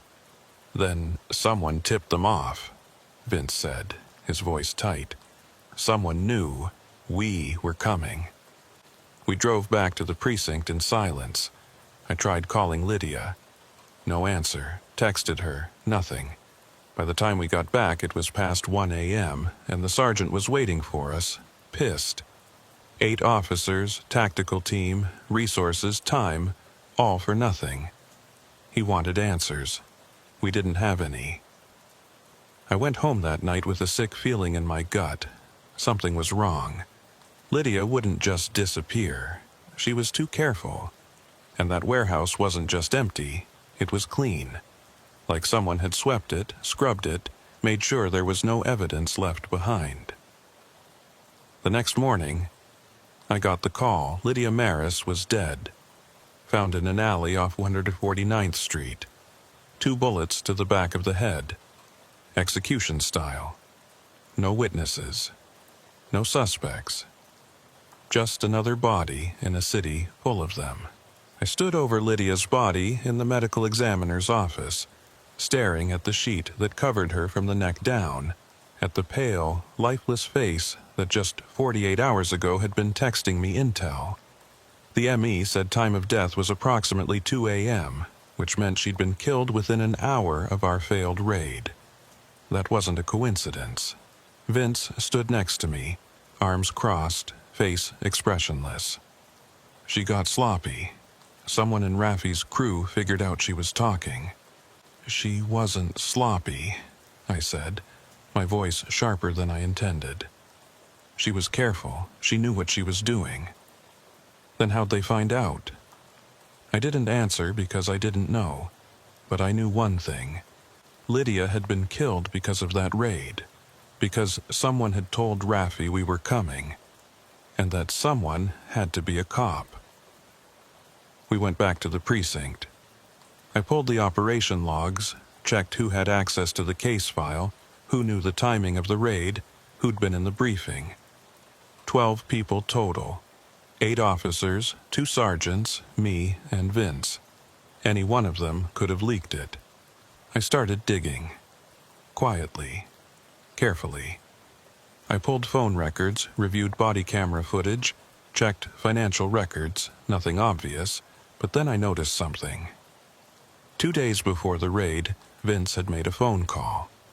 It lasted 4 minutes. The number wasn't in any of our databases, wasn't registered to anyone in the NYPD, wasn't listed anywhere I could find. Just a burner phone.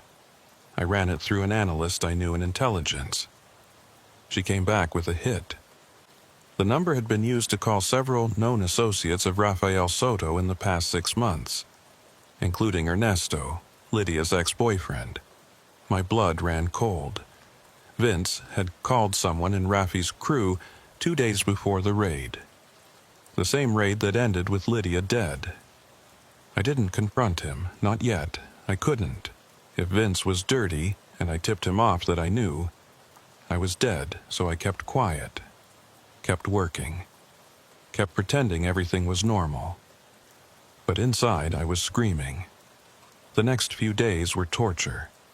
I worked alongside Vince like nothing had changed, but every word he said, every move he made, I was analyzing, dissecting, looking for proof. I started carrying a second phone, recording our conversations, documenting everything. I didn't know who to trust. If Vince was dirty, who else was? The sergeants, the other officers. How deep did this go? On the 5th day after Lydia's death, Vince suggested we meet for a drink after shift. A bar in Hunts Point, out of the way, not the kind of place cops usually go. I said yes, even though every instinct in my body was screaming to say no. The bar was dark, half empty, the kind of place where people go to disappear. Vince ordered a whiskey. I ordered a beer I didn't plan on drinking. We sat in a booth in the back, and for a while, neither of us said anything. Then Vince leaned forward, his voice low. "You've been acting different, Reuben. Distant. You got something you want to say to me?" I met his eyes. Saw nothing there. No guilt, no fear, just a flat, cold stare. "Lydia's dead. Our informant got executed. I'm trying to figure out how." "We all are," Vince said. "That's the job. People die. Informants get burned. It happens." "Not like this," I said. "Not this clean. Someone tipped Raffi off. Someone in our department." Vince took a slow sip of his whiskey, watching me over the rim of the glass. "That's a serious accusation." "I know. You got proof?" "Not yet." He set the glass down, leaned back. "Then maybe you should stop digging, for your own good." The words hung in the air like a threat. I felt my hand drift toward my waistband, toward the off-duty weapon I always carried. Vince noticed. He smiled, but it didn't reach his eyes. "Relax, Reuben. I'm not the enemy here. But you're playing a dangerous game. If you start accusing cops of being dirty without proof, you're going to end up like Lydia, another body in an alley." I stood up, dropped a 20 on the table, and walked out without another word. My heart was pounding so hard I thought it would burst through my chest. I got in my car, locked the doors, and sat there for 10 minutes trying to calm down. Vince knew. He knew I was onto him, and he'd just threatened me. I drove home, checked over my shoulder every 30 seconds, convinced I was being followed. Made it to my apartment in Parkchester, locked the door, pulled the blinds. I sat on my couch in the dark, service weapon on the coffee table, and tried to figure out what to do. If I went to internal affairs, would they believe me? Or would Vince find out and disappear me before I could testify? If I went to the FBI, would they even care? Dirty cops are NYPD's problem, not theirs. And if I went to my sergeant, what if he was in on it too? I was trapped, isolated, alone in a department full of people who might want me dead. That's when my phone buzzed. Unknown number. I almost didn't answer, but something made me pick up. "Officer Castaigne," a woman's voice, young, scared. "Who is this?" "My name is Maria Soto. I'm Rafael Soto's sister, and I need your help." I met Maria the next night in a parking lot behind a closed laundromat in Soundview. She told me to come alone, no wire, no backup. I didn't follow those instructions. I wore a wire taped to my chest and had my weapon in a shoulder holster under my jacket. If this was a setup, I wasn't going down without a fight. She was waiting for me, sitting on the hood of a beat-up Honda Civic, arms wrapped around herself like she was cold. Early 20s, dark hair, tired eyes. She looked like she hadn't slept in days. "You're alone?" she asked as I approached. "Yeah," I lied. She nodded, slid off the hood. "I know what you're looking for. I know who killed Lydia." My pulse quickened. Who? My brother didn't order it. He wanted her alive. Wanted to figure out what she'd told you, how much damage she'd done. But someone else gave the order. Someone who didn't want her talking. Who? I repeated, harder this time. Maria looked at me, fear in her eyes. Your partner, Vince Ardell. The world tilted. I knew it. I'd suspected it. But hearing it out loud, confirmed by someone on the inside, made it real in a way that was almost unbearable. How do you know? I asked. Because I was there, Maria said, her voice breaking. I was at the warehouse that night. I heard Vince on the phone with my brother. He told him you were coming, gave him the exact time, the exact location, and then, after the raid, Vince called again. Said Lydia was a problem. Said she needed to be dealt with. Why are you telling me this? Maria's eyes filled with tears. Because I'm tired of this. Tired of the drugs, the killing, the blood. My brother's going to end up dead or in prison, and I don't want to be there when it happens. But if I testify, if I go to the police, I'm dead. The only way I survive this is if you take Vince down first.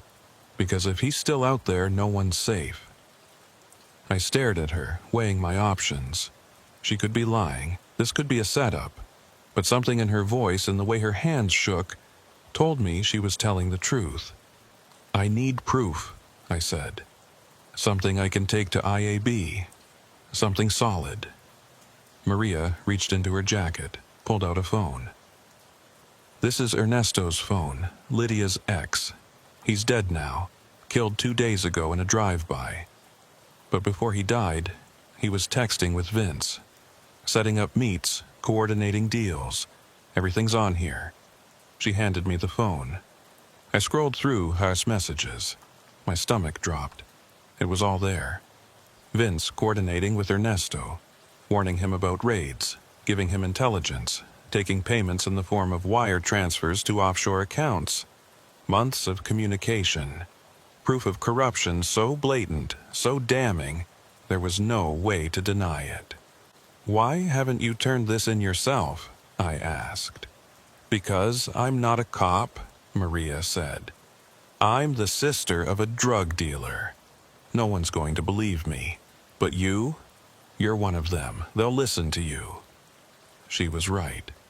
I took the phone, pocketed it. I'll take care of this. But you need to disappear, tonight. Get out of the Bronx, get out of New York. If Vince finds out you talked to me, you're dead. Maria nodded, wiping her eyes. Thank you. She got back in her car and drove off into the night. I stood there in that parking lot, holding a dead man's phone, knowing that I'd just crossed a line I could never uncross. I had the proof. Now, I just had to survive long enough to use it. I didn't sleep that night. I sat at my kitchen table with Ernesto's phone in front of me, scrolling through months of messages between him and Vince. The more I read, the sicker I felt. This wasn't just a cop taking a payoff here and there. This was systematic corruption. Vince had been feeding intelligence to Rafael Soto's crew for at least 2 years, maybe longer. He'd warned them about raids, identified undercover officers, even helped them move product when heat was coming down from other agencies. And Lydia. The messages confirmed it. 2 hours after our failed raid, Vince had texted Ernesto. Problem solved, she won't talk. 3 hours later, Lydia was dead in an alley. I wanted to throw up. I wanted to scream. But mostly, I wanted to make sure Vince paid for what he'd done. The question was how. If I walked into the precinct tomorrow and handed this phone to my sergeant, there was a good chance it would disappear. If my sergeant was clean, Vince would find out within hours and I'd be next. If my sergeant was dirty too, I'd hand him the evidence of my own death warrant. The only option was internal affairs. But IAB had a reputation. They moved slow. investigated everything, and leaked like a sieve. If I went to them, word would get back to Vince before they could protect me. Unless I found someone I could trust. Someone with a reputation for being clean, for not playing politics, for actually giving a damn about dirty cops. I made some calls, talked to a few people I trusted, people who'd been around long enough to know who was who in the department. One name kept coming up. Lieutenant Sarah Kellerman, IAB, Brooklyn South. 22 years on the job, former narcotics herself, known for being ruthless with corruption cases.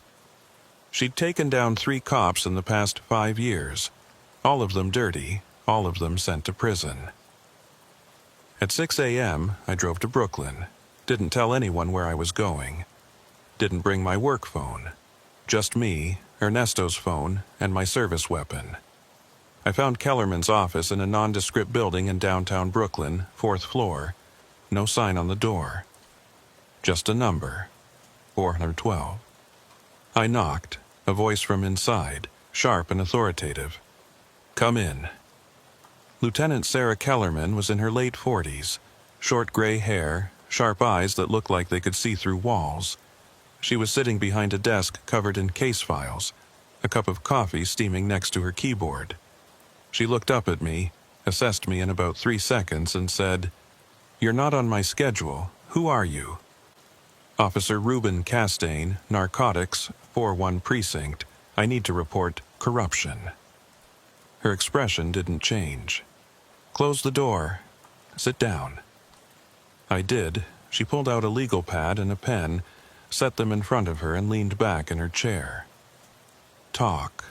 I told her everything.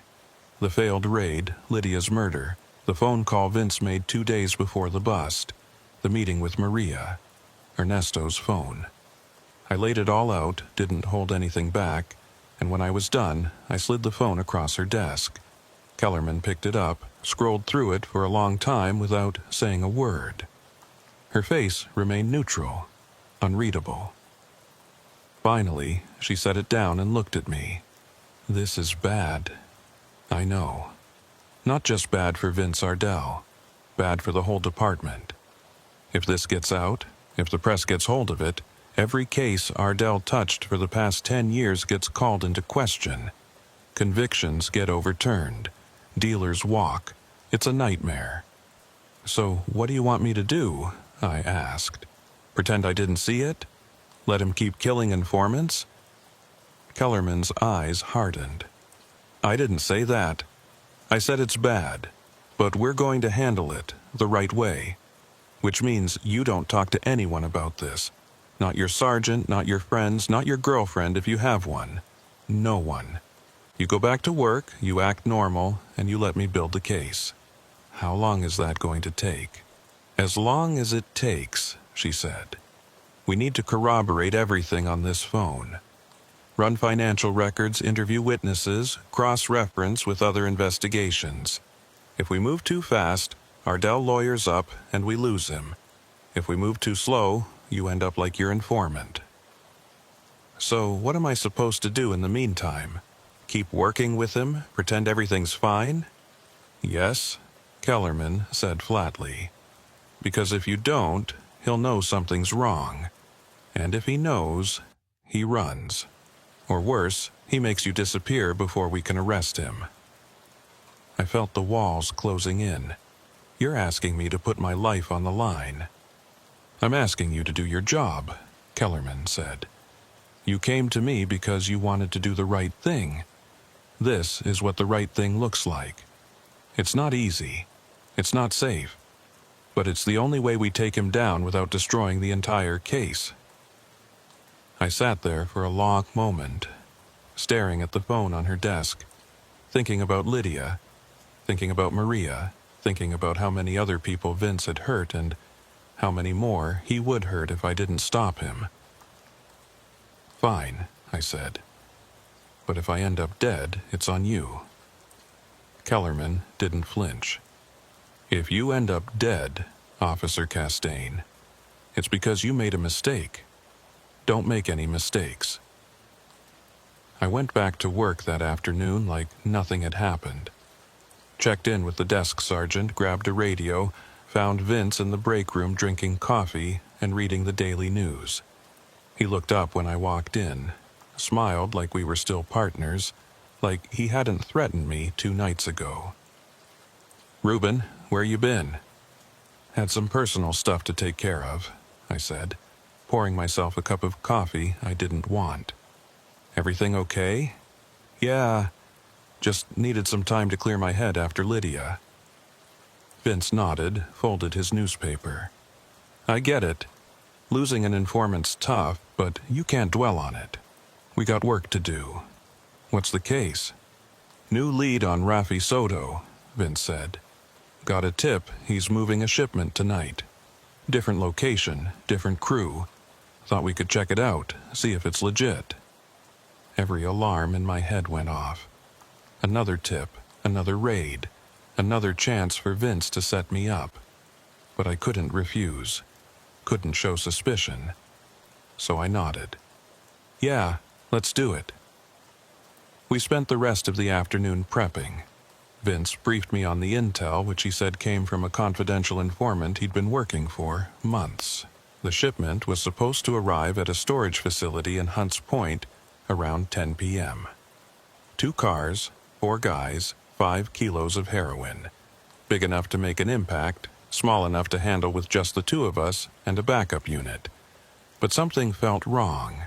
The intel was too clean, too convenient, and Vince was too relaxed, too confident, like he already knew how this was going to play out. At 9:30 p.m., we rolled out. 2 unmarked cars, me and Vince in the lead. 2 uniformed officers in the backup unit. We staged a block away from the storage facility, lights off, waiting for the signal. Vince was on his phone, texting someone, his face illuminated by the screen. I tried to see who he was texting, but he angled the phone away.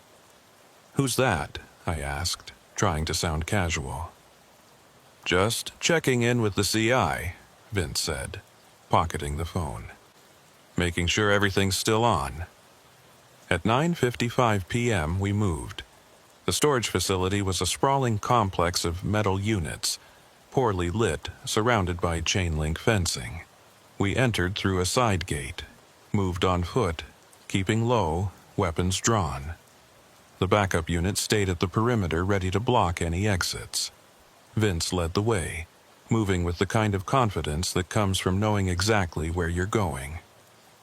We reached Unit 47, a large garage-style unit with a rolling metal door. Vince held up a hand, signaling me to stop. He listened at the door, then nodded. "They're inside. I can hear voices." He radioed the backup unit. "We're going in. Be ready." I felt my heart pounding. Something was wrong. I didn't know what, but I could feel it in my bones. Vince grabbed the handle of the rolling door, counted down on his fingers. 3, 2, 1. He yanked the door up, and we went in fast, flashlights and weapons up, shouting, "Police, don't move!" The unit was empty, just like the warehouse. No people, no drugs, no cars, nothing. And then I heard it. Behind me, the sound of the metal door slamming shut. I spun around, but it was too late. The door was down, and we were trapped inside. "Vince, what the hell?" But Vince wasn't looking at the door. He was looking at me. And he was smiling. Not a friendly smile, a cold, predatory smile. "Sorry, Reuben," he said, his voice calm, almost casual.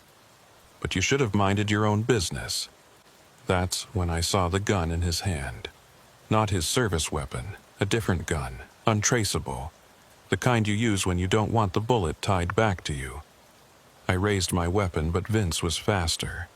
"Don't," he said, aiming at my chest. "You pull that trigger, and those 2 uniforms outside are going to come running. And guess what story I'm going to tell them? That you went crazy, started shooting, that I had to defend myself. They'll believe me, Reuben, because I'm a 12-year veteran and you're the guy who's been acting paranoid for a week."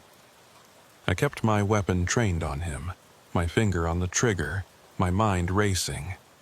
You killed Lydia. I did what I had to do, Vince said. She was a liability, just like you. IAB knows, I said, my voice steady, even though my hands were shaking. I gave them everything, the phone, the messages, all of it. For the first time, I saw something flicker in Vince's eyes. Doubt, fear. You're lying. I'm not.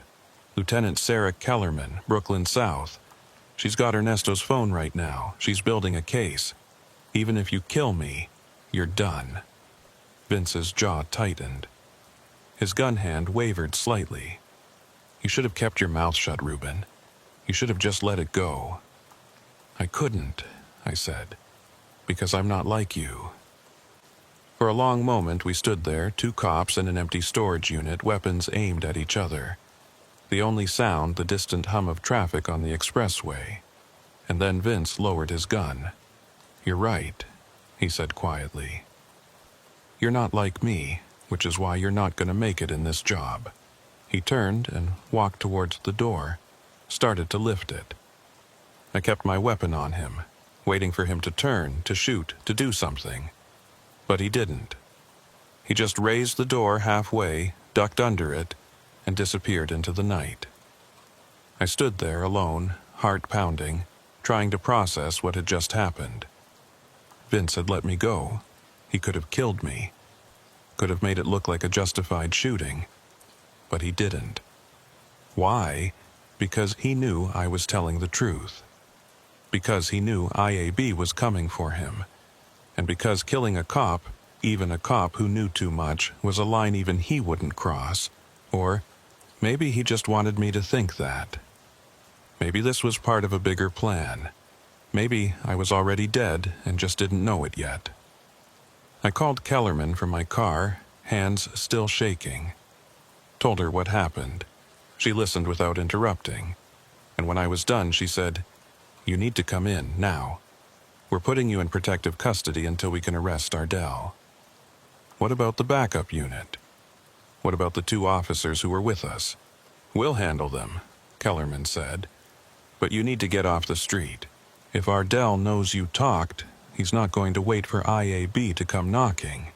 He's going to tie up loose ends. I drove to Brooklyn, checking my mirrors every 10 seconds, convinced I was being followed. Made it to Kellerman's office just after midnight. She had two other IAB investigators with her, both in plain clothes, both armed. They took my statement, confiscated my service weapon for ballistics testing, and then drove me to a safe house in Queens. It was a small apartment in a nondescript building in Astoria. 2 bedrooms, basic furniture, bars on the windows. One of the investigators stayed with me, a guy in his 30s named Paul Driscoll. He sat up in the living room with a laptop and a radio, monitoring police frequencies, waiting for word on Vince. I sat in the bedroom, staring at the wall, replaying the confrontation in my head. Vince had been ready to kill me. I'd seen it in his eyes, but he'd hesitated. Why? What stopped him? The answer came 3 hours later. At 3:12 a.m., Driscoll knocked on my door, his face pale. "Turn on the news." I followed him to the living room. He switched on the TV, flipped to NY1. The anchor was in the middle of a breaking news segment, her voice urgent.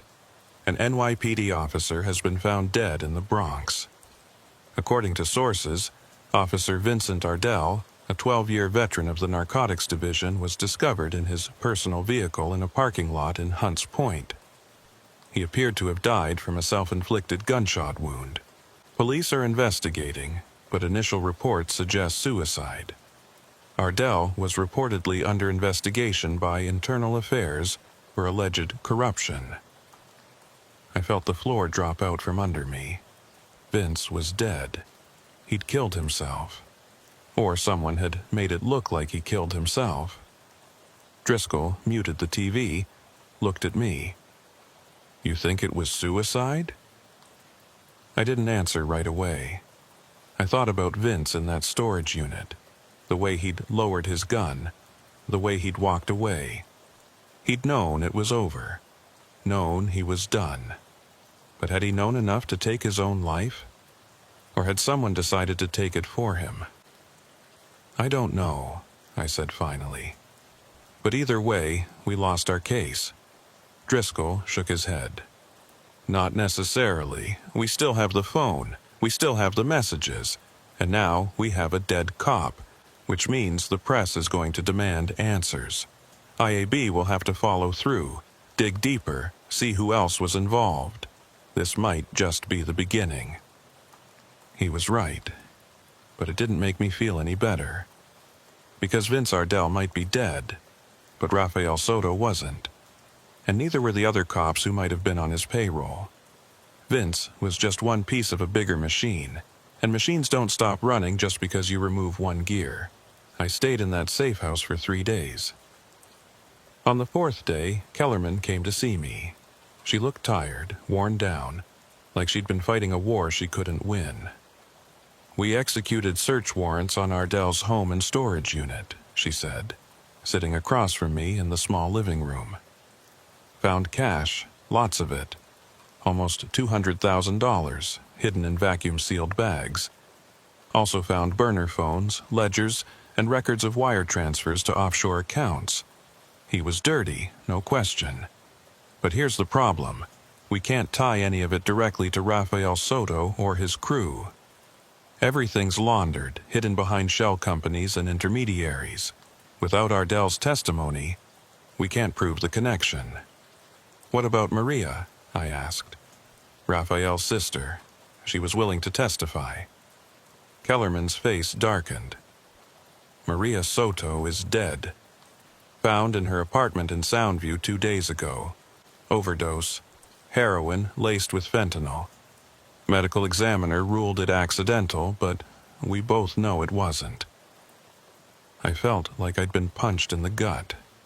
Maria, the woman who'd risked her life to give me the truth, dead.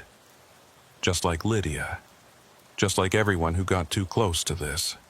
So what now? I asked, my voice hollow. Now, Kellerman said. You go back to work. You keep your head down. You don't talk about this case. Don't investigate on your own. Don't play hero. Because whoever killed Ardell, whoever killed Maria, they're still out there. And they know who you are. You're telling me to just give up? I'm telling you to stay alive, Kellerman said. We'll keep investigating. We'll keep building the case, but it's going to take time. And in the meantime, you need to be smart, because you're not safe. Not yet. She left, and I sat there in that safe house, staring at the walls, feeling the weight of it all pressing down on me. I'd done the right thing. I'd reported the corruption. I'd tried to stop it. And all I had to show for it were 3 dead bodies and a target on my back. I went back to work on a Monday morning, 8 days after Vince's death. The precinct felt different, colder. The other cops looked at me differently too, like I was contaminated, like whatever had killed Vince might be contagious. Internal Affairs had cleared me of any wrongdoing in his death, but that didn't matter. In the eyes of most cops, talking to IAB made you a rat. And rats don't survive long in the NYPD. My new partner was a guy named Tommy Rivas. 5 years in narcotics, solid reputation, quiet. He didn't ask questions about Vince, didn't mention the investigation. Just showed up for roll call and treated me like any other cop. I didn't know if that made him trustworthy or just smart enough to keep his distance. The sergeant pulled me aside after briefing. His name was Sergeant Dale Pruitt, a 20-year veteran with a face like worn leather and eyes that had seen too much. Castaigne, you doing okay? Yeah, Sarge, I'm good. He studied me for a moment, like he was trying to read something in my face. Ardell was a good cop. What happened to him, that's a tragedy. But it's over now, you understand? It's over. You move on, you do your job, you don't look back. I understand. Good, Pruitt said. Because we've got work to do.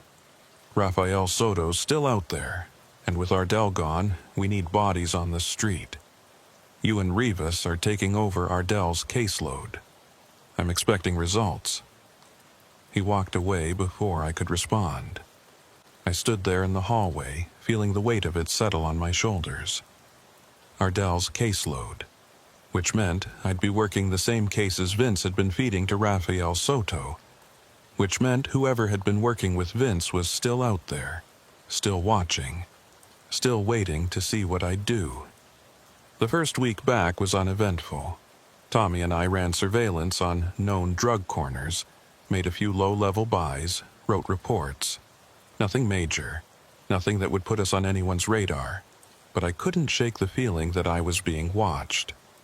Every unmarked car that passed, every plainclothes cop I didn't recognize, every phone call that disconnected before I could answer. I was paranoid, and I knew it. But in my situation, paranoia was survival. On Friday, we caught a break. A CI Tommy had been working reached out with intel on a stash house in Morrisania. Said Rafael Soto's crew was storing product there, rotating it every few days to avoid detection. It was good intel, see, the kind that could lead to a solid bust and maybe, if we were lucky, a link to Rafi himself. We briefed Sergeant Pruitt, assembled a team, and planned the raid for Sunday night. 6 officers, entry team, warrants secured. Everything by the book. But as we were leaving the briefing, I noticed something. One of the officers on the team, a guy named Marcus Halloway, was on his phone, texting. When he saw me looking, he quickly put it away and walked out. I pulled Tommy aside. "You know Halloway?" "Yeah, good cop. Been in narcotics for about 3 years. Why?" "Just wondering," I said, trying to sound casual. "He work with Vince much?" Tommy frowned. "I don't know, maybe. Why are you asking?" "No reason," I said. But my mind was already racing. What if Halloway was dirty too? What if he was the one who'd been working with Vince, feeding intel to Soto? What if he was texting Rafi right now, warning him about the raid? I couldn't say any of this to Tommy. Couldn't risk word getting back to Halloway or anyone else. So I just nodded and said, "Let's get ready for Sunday." Sunday night came. We staged 3 blocks from the stash house, a rundown 3-story brownstone on Grand Concourse. The intel said the product was on the 2nd floor, guarded by 2 guys, both armed. We'd hit it fast, secure the occupants, seize the drugs, and hopefully get someone to flip on Rafi. At 10 p.m., we moved. Entry team went in first, battering ram on the front door, officers flooding the hallway. Tommy and I were second wave, clearing rooms, securing evidence. The first floor was empty. We moved up the stairs, weapons drawn, the sound of shouting and boots echoing through the building. The second floor had 3 apartments. The first 2 were empty. The third had the door reinforced with a metal security gate. The entry team used bolt cutters, ripped it open, and breached the door. We went in fast, shouting commands, and that's when everything went wrong. The apartment was empty, not just empty of people, empty of everything. No furniture, no drugs, no evidence, just bare walls and stained carpet. It had been cleaned out, wiped down, abandoned. Sergeant Pruitt stood in the middle of the empty living room, his face dark with anger. "What the hell happened?" "They knew we were coming," one of the officers said. Pruitt turned to Tommy. "Your CI sold you bad intel." "No," Tommy said, shaking his head. "He was solid. He's been good before. Someone tipped them off." Pruitt's eyes swept the room, landing on me. For a second, I saw suspicion there, like he was wondering if I was the leak. But then he looked away, keyed his radio. "All units stand down. Secure the scene and let's get out of here."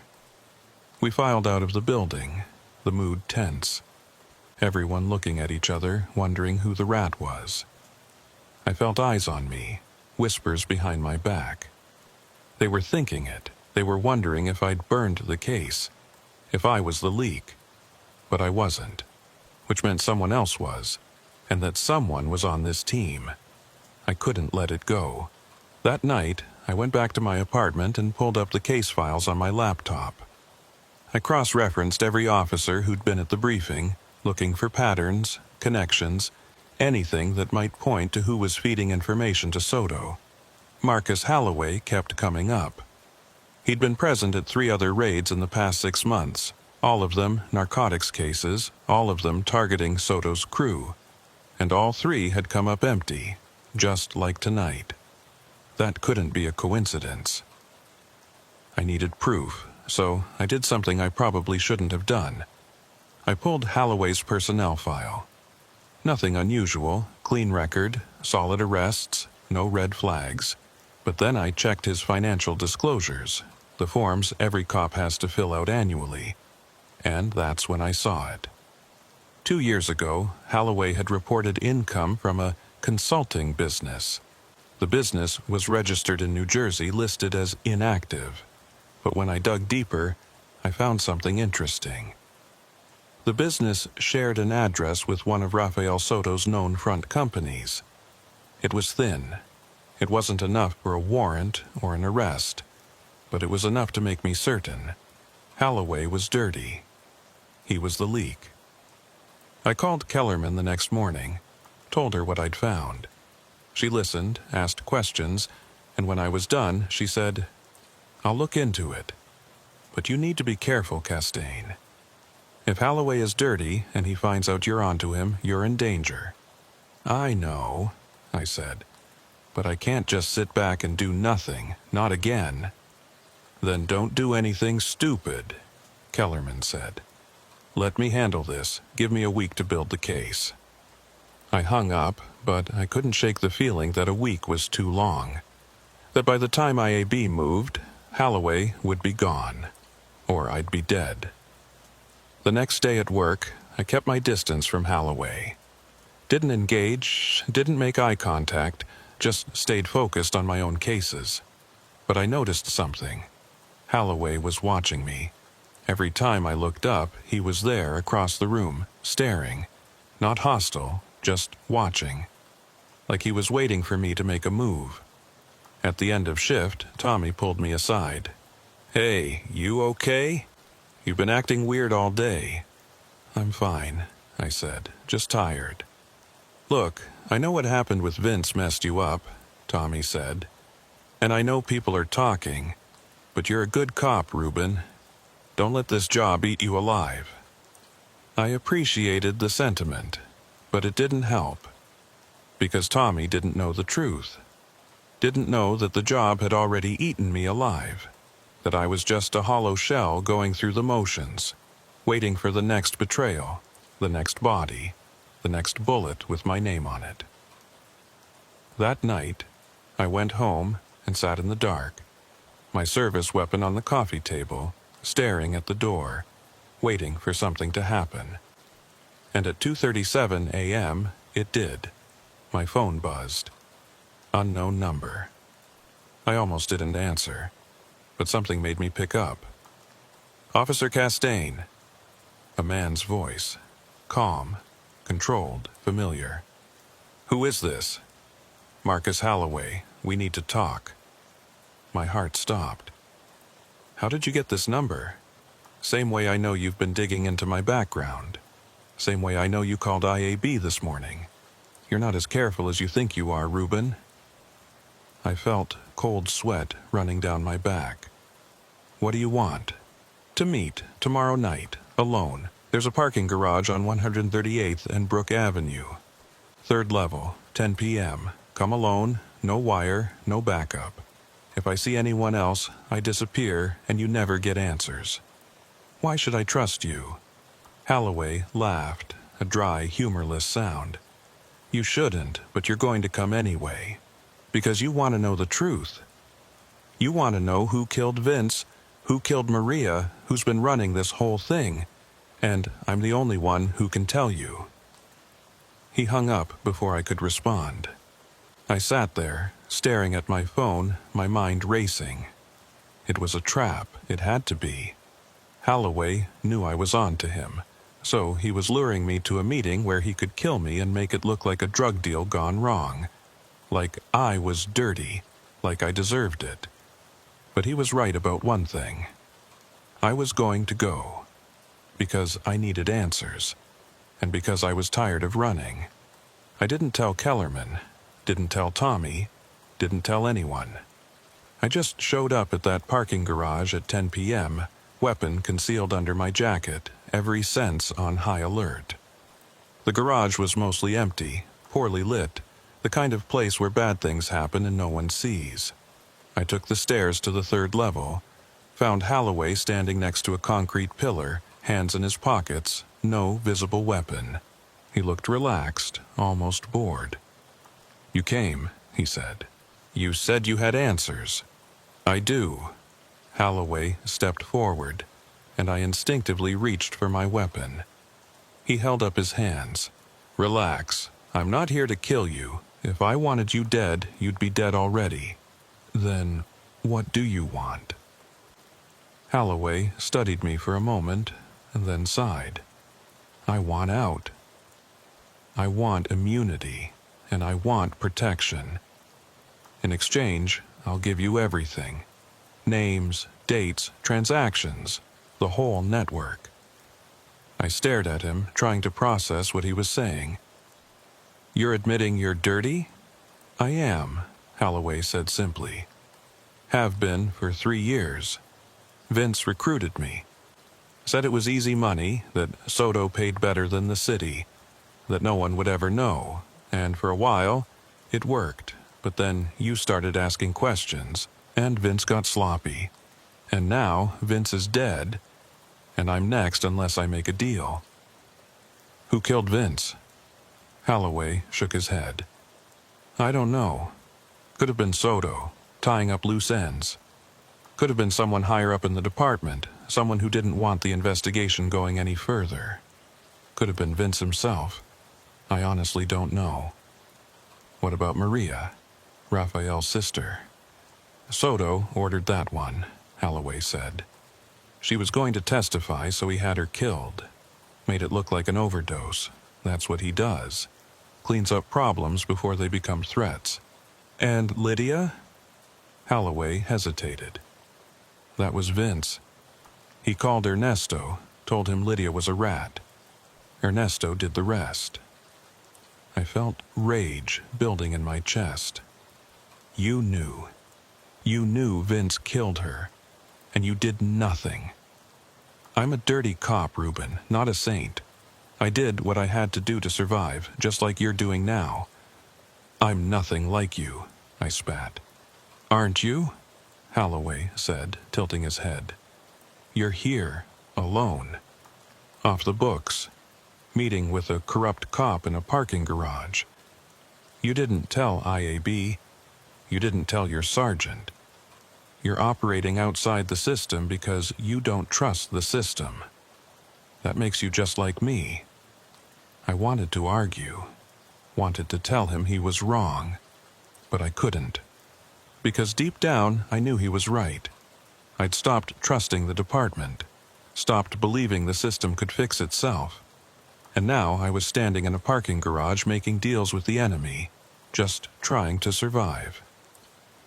"What do you want me to do?" I asked finally. "Get me a deal," Holloway said. "Talk to IAB. Tell them I'm willing to cooperate. Full testimony. Everything they need to take down Soto and everyone connected to him. But I need immunity and witness protection. If I don't get that, I'm gone, and so is your case." "How do I know you're telling the truth?" Holloway reached into his jacket. I tensed, hand moving toward my weapon, but he just pulled out a USB drive and tossed it to me. I caught it, looked at it. "What's on this?" "Proof," Holloway said. "Recorded conversations, financial records, meeting notes. Everything you need to prove I'm not lying. Take it to IAB, make the deal, and maybe, just maybe, we both get out of this alive." He turned and started walking toward the stairwell. I called after him. "Why are you doing this?" Why now? Holloway stopped, looked back at me. Because I'm tired, Reuben. Tired of looking over my shoulder. Tired of wondering when Soto's going to decide I'm a liability. Tired of being a dirty cop.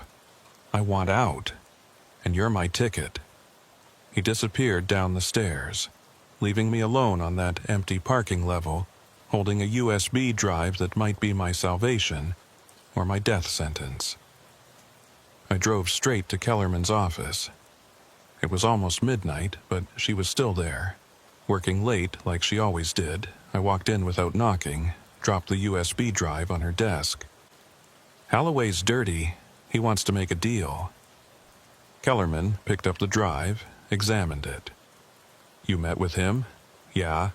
Alone? Yeah. She stared at me, and I could see the anger in her eyes. That was stupid, Castaigne. He could have killed you. But he didn't. He wants immunity and protection. In exchange, he'll give you everything. Kellerman plugged the USB into her computer, started scrolling through the files. Her face went pale. Jesus Christ, this is huge. Soto, Ardell, 3 other cops I recognize, wire transfers, shipment schedules, everything. So, make the deal, I said. Kellerman leaned back in her chair, rubbed her eyes. It's not that simple. Holloway's a cop. Giving him immunity means letting him walk for crimes he committed while wearing a badge. The department's not going to like that. I don't care what the department likes, I said, my voice rising. This is our chance to take down Soto and everyone protecting him. If we don't make this deal, Holloway disappears and we lose everything. Kellerman stared at me for a long moment, then nodded. All right, I'll take it to the DA's office tomorrow. But Castaigne, you need to understand something. If this goes sideways, if Holloway's lying, or if someone kills him before he can testify, this case dies, and so does your career. My career's already dead, I said. I just want to make sure Soto goes down with it. The DA's office took 48 hours to review Holloway's evidence.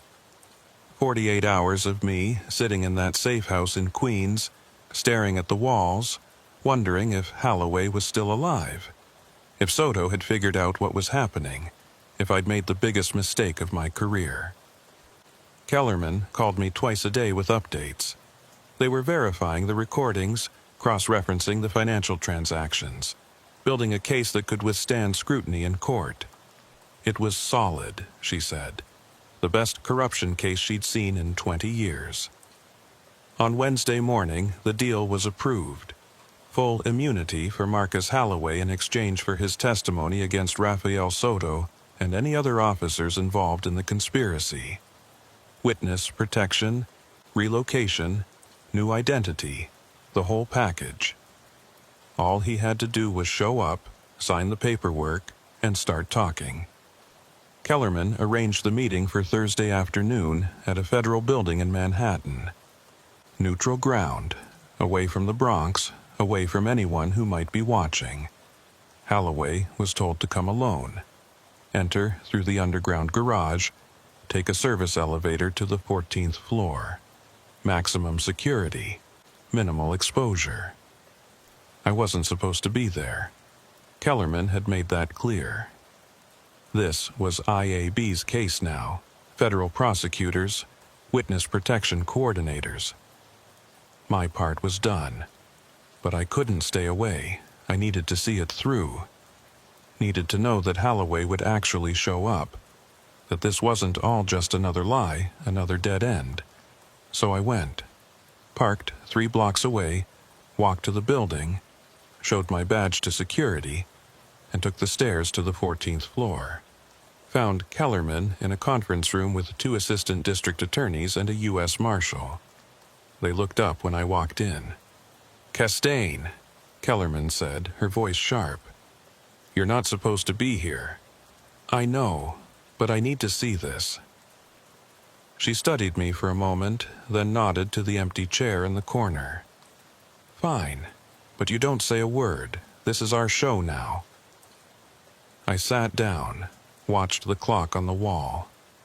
2:47 p.m. Holloway was supposed to arrive at 3 o'clock p.m. The minutes crawled by. 2:55, 2:58, 3 o'clock, no Holloway. At 3:05, Kellerman picked up her phone, dialed his number. It rang 4 times, then went to voicemail. She hung up, dialed again. Same thing. "Something's wrong," one of the ADAs said. Kellerman was already on her feet, moving towards the door. "Stay here. I'm going downstairs to check the garage." I followed her, ignoring her protest. We took the elevator down, emerged in the underground parking structure. It was mostly empty, just a few government vehicles, concrete pillars, fluorescent lights humming overhead. Kellerman walked toward the area where Holloway was supposed to park, and that's when we saw it. A car, black sedan, engine still running, driver's door open, and slumped over the steering wheel, a body. We ran. Kellerman got there first, pulled open the door, checked for a pulse. Her face went pale. "He's dead." I looked inside. Marcus Holloway, eyes open, staring at nothing. A small hole in the side of his head, blood pooled in his lap. A single gunshot, close range, execution style, the same way they'd killed Lydia, the same way they'd killed Maria. "Call it in," Kellerman said, her voice tight. "Lock down the building, get security footage from every camera, find out who did this." But I already knew. We both did. Rafael Soto had known Holloway was about to flip. Someone had tipped him off, and he'd sent a message. You don't betray the family, you don't cooperate with the police, and if you try, you die. The investigation into Holloway's murder went nowhere. The building's security cameras had mysteriously malfunctioned during the exact window when the shooting occurred. No footage, no witnesses, no evidence. The bullet was a .22 caliber, common, untraceable. Forensics found no fingerprints, no DNA, nothing. It was a professional hit, clean and efficient, and whoever did it was already gone. Kellerman tried to salvage the case. She had the USB drive, the recordings, the financial records, but without Holloway's testimony, it was all circumstantial. Defense attorneys would tear it apart, claim the evidence was fabricated, that Holloway was a disgruntled cop trying to frame innocent people. The DA's office declined to prosecute, said there wasn't enough to secure a conviction. Rafael Soto walked. So did everyone else. I went back to work the following Monday. Back to patrol, back to the South Bronx, back to the same streets where Vince had worked, where Holloway had worked, where God knows how many other dirty cops were still working. Tommy Rivas was gone, transferred to Brooklyn at his own request. My new partner was a rookie fresh out of the academy, a kid named Danny Ortega who didn't know anything about narcotics, didn't know anything about corruption, didn't know that the cop sitting next to him was a marked man. Sergeant Pruitt called me into his office after roll call, closed the door, looked at me with those worn, tired eyes. "Castaigne, I'm going to be straight with you. What happened with Ardell, with Holloway, it's bad for the department. Makes us all look dirty. And the brass, they want it to go away. They want people to forget, which means they want you to forget." "I'm not going to forget," I said. Pruitt leaned back in his chair. "I'm not asking you to forget. I'm telling you to let it go, because if you keep pushing, if you keep digging, you're not going to find justice. You're just going to find more bodies, and one of them's going to be yours." "Is that a threat?" "It's advice," Pruitt said. "From someone who's been around long enough to know how this works. You did your part. You reported the corruption. You tried to make it right. But some things can't be fixed, Reuben. Some things are too broken. And if you keep trying to fix them, they'll break you too." He stood up, opened the door. Go home. Take a few days off. Think about what you want to do. Because if you come back, you need to come back ready to just be a cop. Not a crusader, not a hero, just a cop. I left his office, walked out of the precinct, and sat in my car for an hour staring at the building, thinking about Lydia, about Maria, about Vince, about Holloway, about all the people who'd died because they'd gotten too close to the truth. And I realized Pruitt was right. I couldn't win this. The system was too corrupt, too entrenched, too willing to protect itself at any cost. But I also couldn't just let it go. I didn't take Pruitt's advice. I went back to work the next day, and the day after that, and the day after that. I kept my head down, did my job, wrote my reports. But I also kept digging, quietly, carefully, on my own time, using my own resources. I started tracking Rafael Soto's operations, where he moved product, who his suppliers were, where his money went. I documented everything, built my own case file, stored it on an encrypted drive hidden in my apartment. I knew I couldn't take it to IAB, couldn't trust the department. But maybe, someday, I could take it to the feds, to a journalist, to someone who could actually do something with it. 3 months passed, then 6, then a year, and nothing changed. Soto kept operating. His crew kept slinging dope on the same corners. The bodies kept piling up. Overdoses, shootings, disappearances. Business as usual in the South Bronx. But I kept watching, kept documenting, kept building my case, because I'd made a promise to myself, to Lydia, to Maria, to everyone who'd died trying to stop this.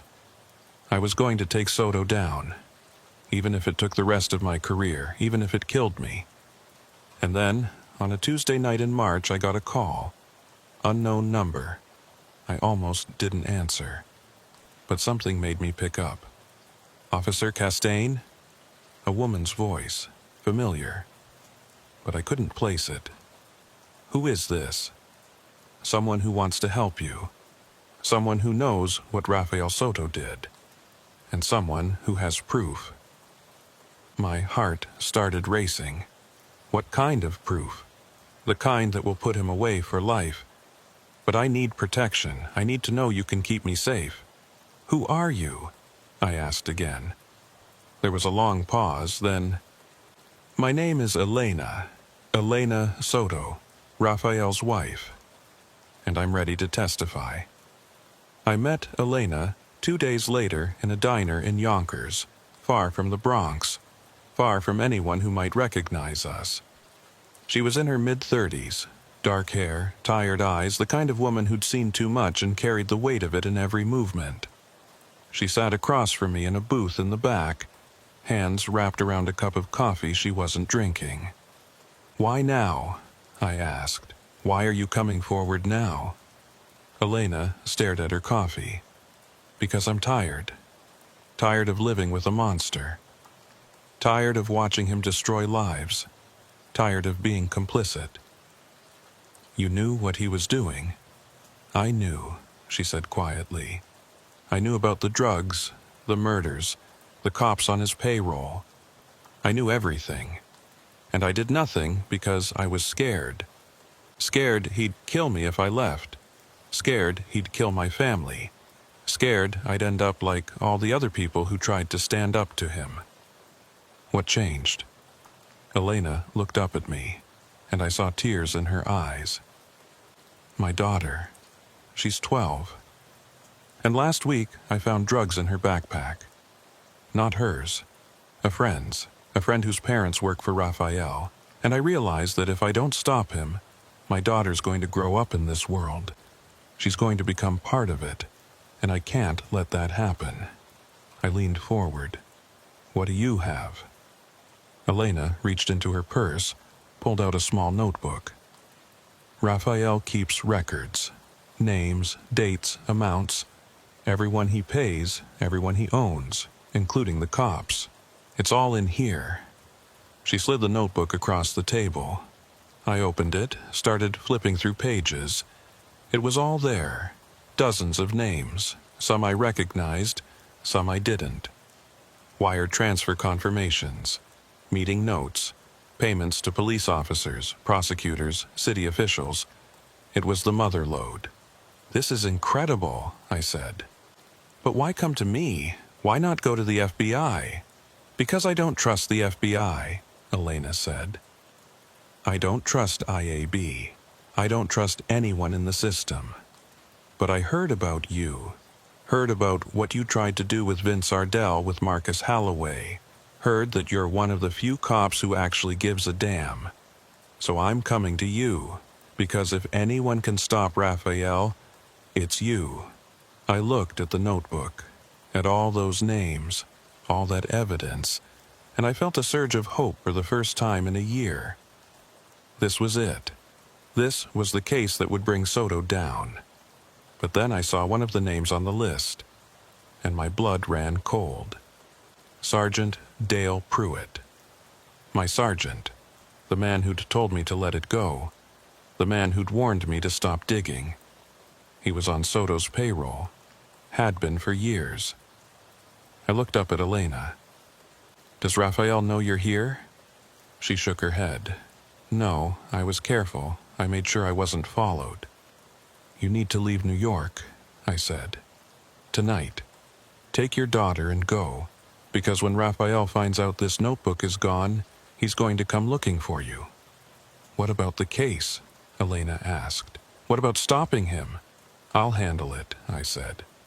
"But you need to disappear now." Elena nodded, stood up, started to leave. Then she stopped, looked back at me.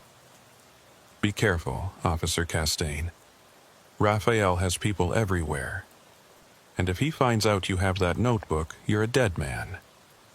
She walked out of the diner, and I sat there alone, holding the notebook that could either save the city or get me killed. I didn't go to Kellerman this time. Didn't go to IAB. Didn't trust anyone in the department. Instead, I went to the FBI. Found a field office in Manhattan, walked in with the notebook, and asked to speak to someone in public corruption. They put me in a room with 2 agents, a man and a woman, both in their 40s, both skeptical. I laid it all out. Soto, Ardell, Holloway, Pruitt. The whole network. Showed them the notebook, explained where it came from, how I got it. They listened without interrupting, took notes, photographed every page.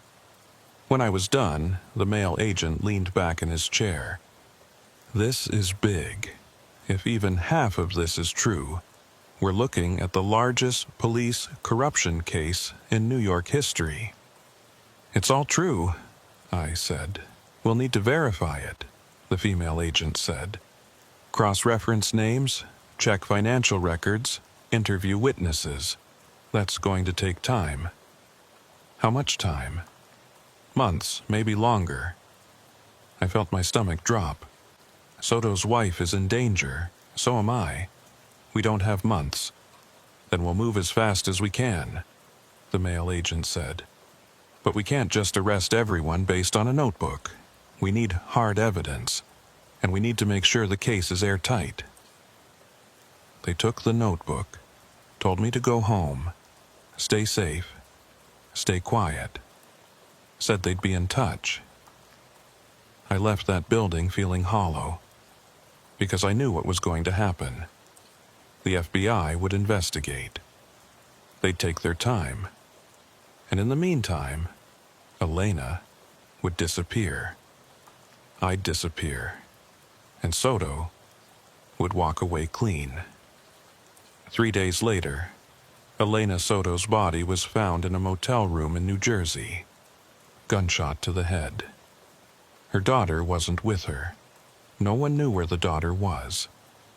The news called it a murder-suicide, said Elena had killed herself after a mental breakdown. But I knew better. Soto had found her, and he'd sent a message. A week after that, I was pulled off the street. Administrative leave, pending an internal investigation.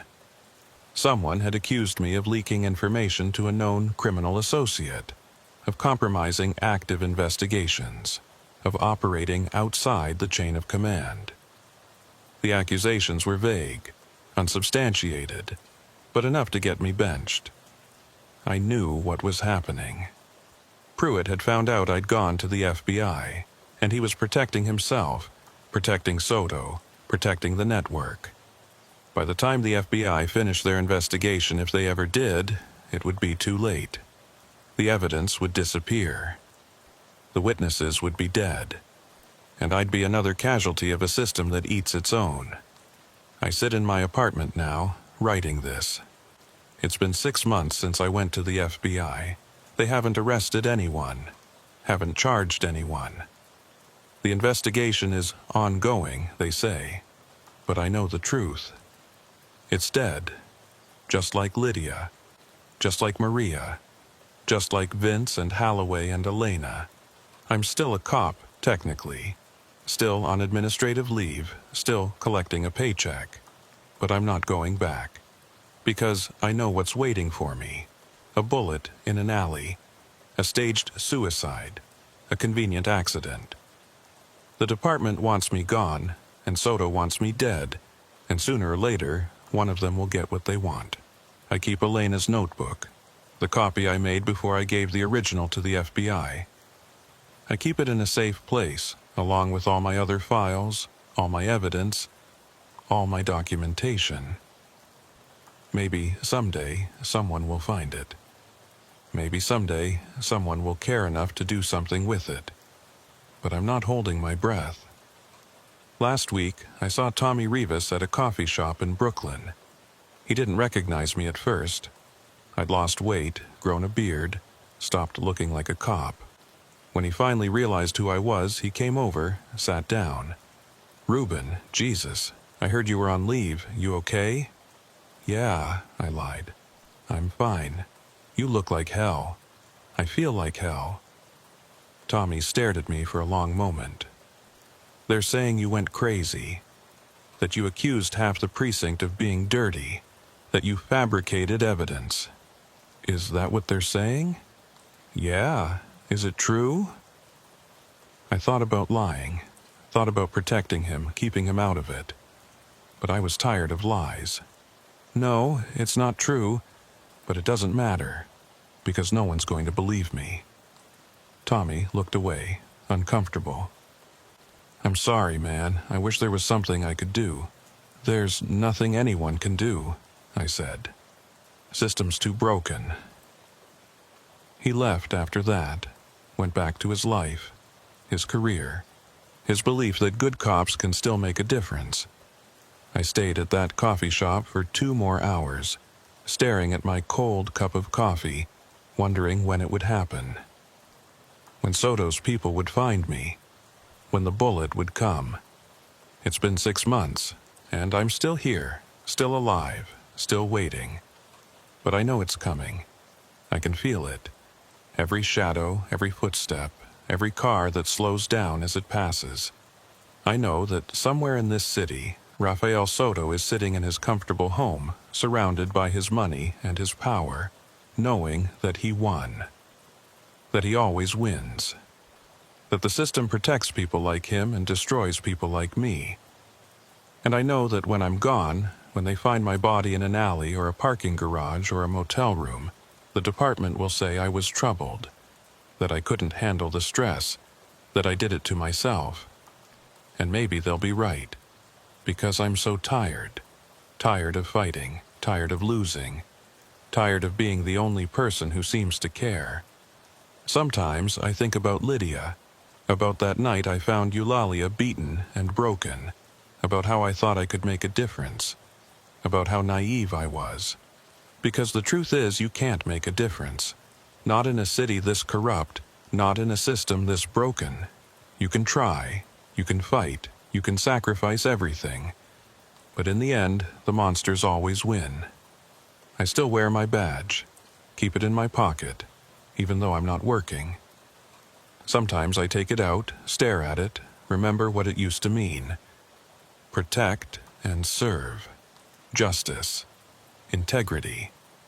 Now it just feels like a lie. Last night, I heard footsteps in the hallway outside my apartment. Stopped right outside my door. I sat there in the dark, weapon in my hand, waiting. But whoever it was, they didn't knock. They just stood there for maybe 5 minutes, then walked away. Maybe it was Soto's people. Maybe it was just a neighbor. Maybe it was my imagination. Doesn't matter. Because I know they're coming. It's just a matter of when. I think about running.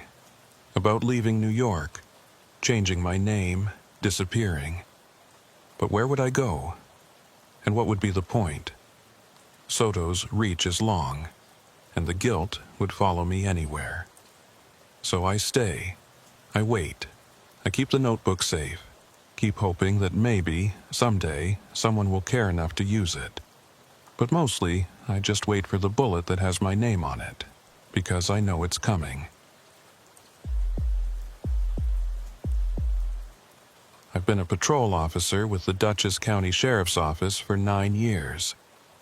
My name is Gideon Rourke, and for the past 6 of those years, I've worked the overnight shift on Highway 57, a stretch of 2-lane blacktop that runs through some of the most isolated parts of upstate New York. It's the kind of road where you can drive for 20 miles without seeing another car, where the trees press in so close they block out the moonlight, where cell phone service cuts out for miles at a time, and you're alone with nothing but static on the radio and the yellow lines disappearing under your headlights. Most people avoid Highway 57 after dark. Locals know better. They take the longer route, add an extra 30 minutes to their drive, just to stay on the main roads where there's light and traffic and the illusion of safety. But some people don't know. Tourists, truckers passing through, people using GPS that doesn't account for reputation, only distance. They take Highway 57 because it's the fastest route between Albany and Poughkeepsie, and they figure a road's a road. Until it isn't. The first disappearance happened 3 years ago. November, late at night. Temperature dropping below freezing. A college kid named Brandon Kemper was driving home from a party at SUNY New Paltz. His girlfriend had texted him around 11:30 p.m., asked him to call when he got home. He texted back 20 minutes. That was the last anyone heard from him. His car was found the next morning by a state trooper doing a routine patrol. Silver Honda Accord, pulled over on the shoulder near mile marker 34, engine off, driver's door open. Keys still in the ignition. Phone on the passenger seat, wallet in the cup holder, nothing missing. But no Brandon. We searched for 3 days. Canine units, helicopters, volunteers combing the woods on both sides of the highway. Found nothing. No footprints leading away from the car, no signs of struggle, no blood, no body. It was like he'd stepped out of his car and vanished into thin air. The official report called it a voluntary missing person. The theory was that Brandon had maybe been drinking, got disoriented, wandered into the woods, and succumbed to exposure.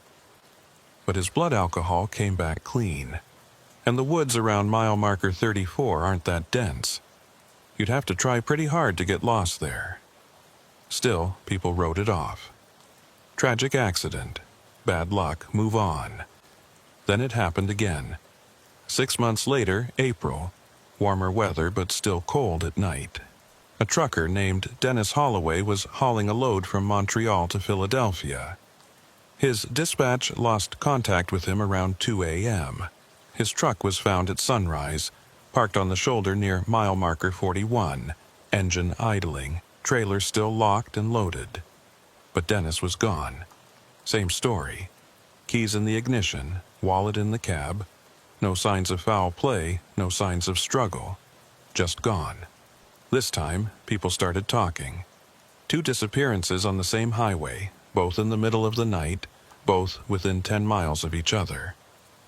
Coincidence? Maybe. But the locals didn't think so. They started calling it the Devil's Stretch. that section of Highway 57 between mile markers 34 and 44. Started telling stories about ghosts, about cursed land, about things in the woods that didn't belong there. Sheriff Wallace Crane held a press conference, tried to calm people down, said there was no evidence of foul play, no reason to believe the disappearances were connected, said it was just bad luck, that people need to be more careful when driving at night, that we were doing everything we could to find answers. But I knew he didn't believe it, because I'd been on that highway every night for 6 years, and I knew something was wrong. You could feel it when you drove through that stretch. The air got colder, the darkness got thicker, and the trees seemed to lean in closer like they were watching. Most nights, I avoided it, found excuses to patrol other areas, other roads. But some nights I couldn't. Some nights, dispatch would send me through there, and I'd drive with my hand on my weapon, my eyes scanning the tree line, waiting for something to happen. Nothing ever did, but the feeling never went away. The third disappearance changed everything. It was October, almost 3 years to the day after Brandon Kemper vanished. A woman named Claire Hendricks, 32, nurse at a hospital in Kingston, was driving home from her shift. She'd called her husband at 11:45 p.m., told him she was tired, told him she'd be home soon. Her car was found at 6 a.m. by a maintenance worker, pulled over near mile marker 38, engine off, driver's door open, purse still on the seat. But this time, there was something different. This time, there were footprints. Not Claire's. Someone else's. Large boot prints, size 11 or 12, leading away from the car and into the woods. We followed them for half a mile before they just stopped. Not faded, not obscured by leaves or mud.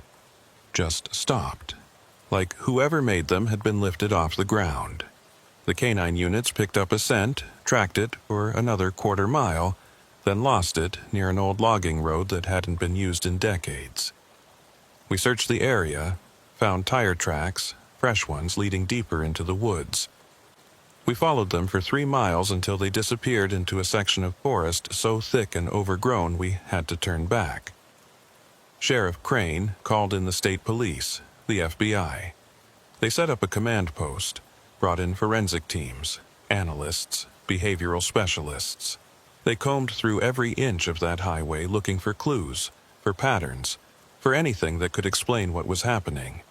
And they found something. Not in the woods, in the records. Highway 57 had a history.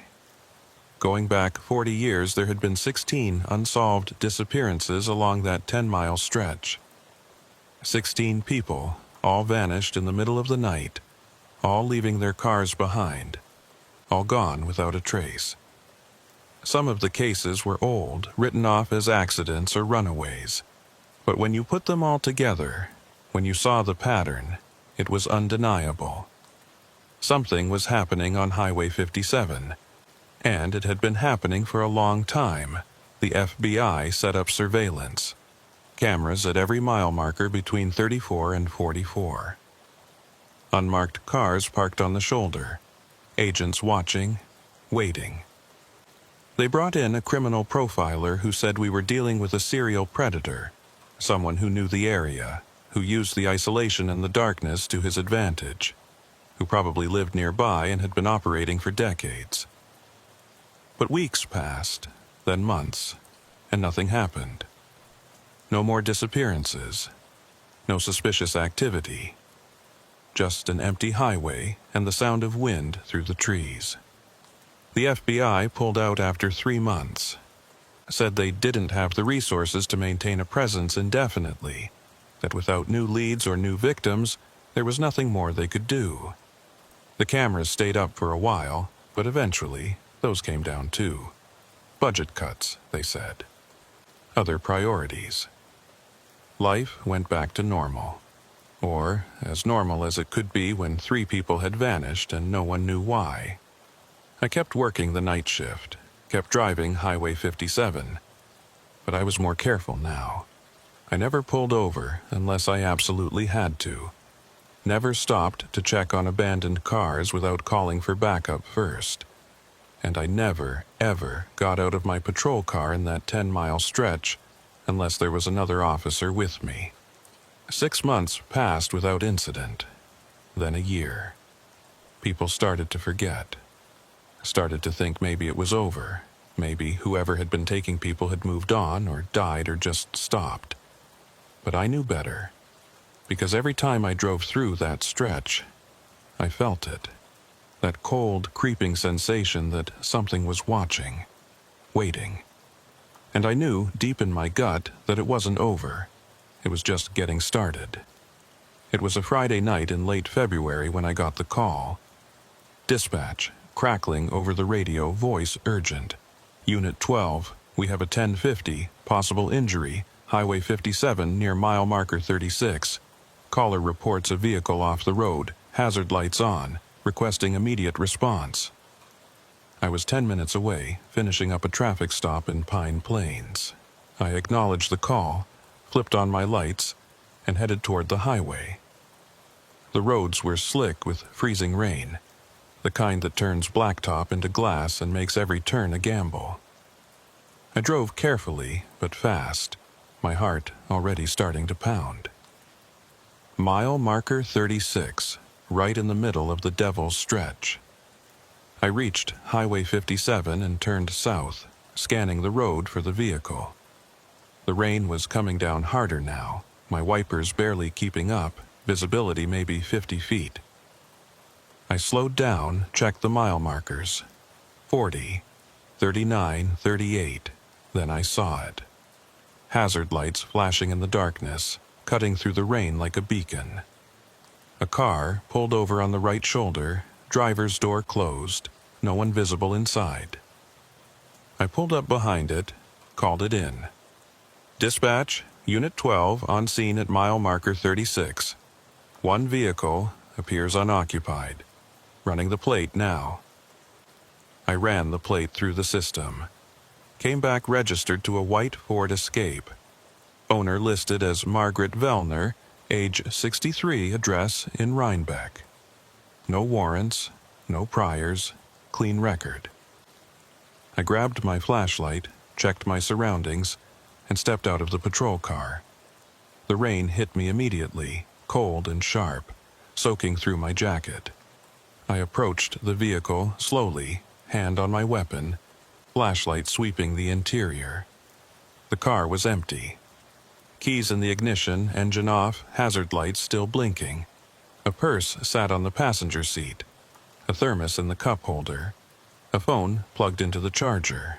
Everything normal, everything wrong. I checked the back seat. Empty, checked the trunk, empty. Walked a circle around the car, looking for footprints, for drag marks, for any sign of where the driver had gone. Nothing. Just wet pavement and the sound of rain drumming on metal. I keyed my radio. Dispatch, Unit 12.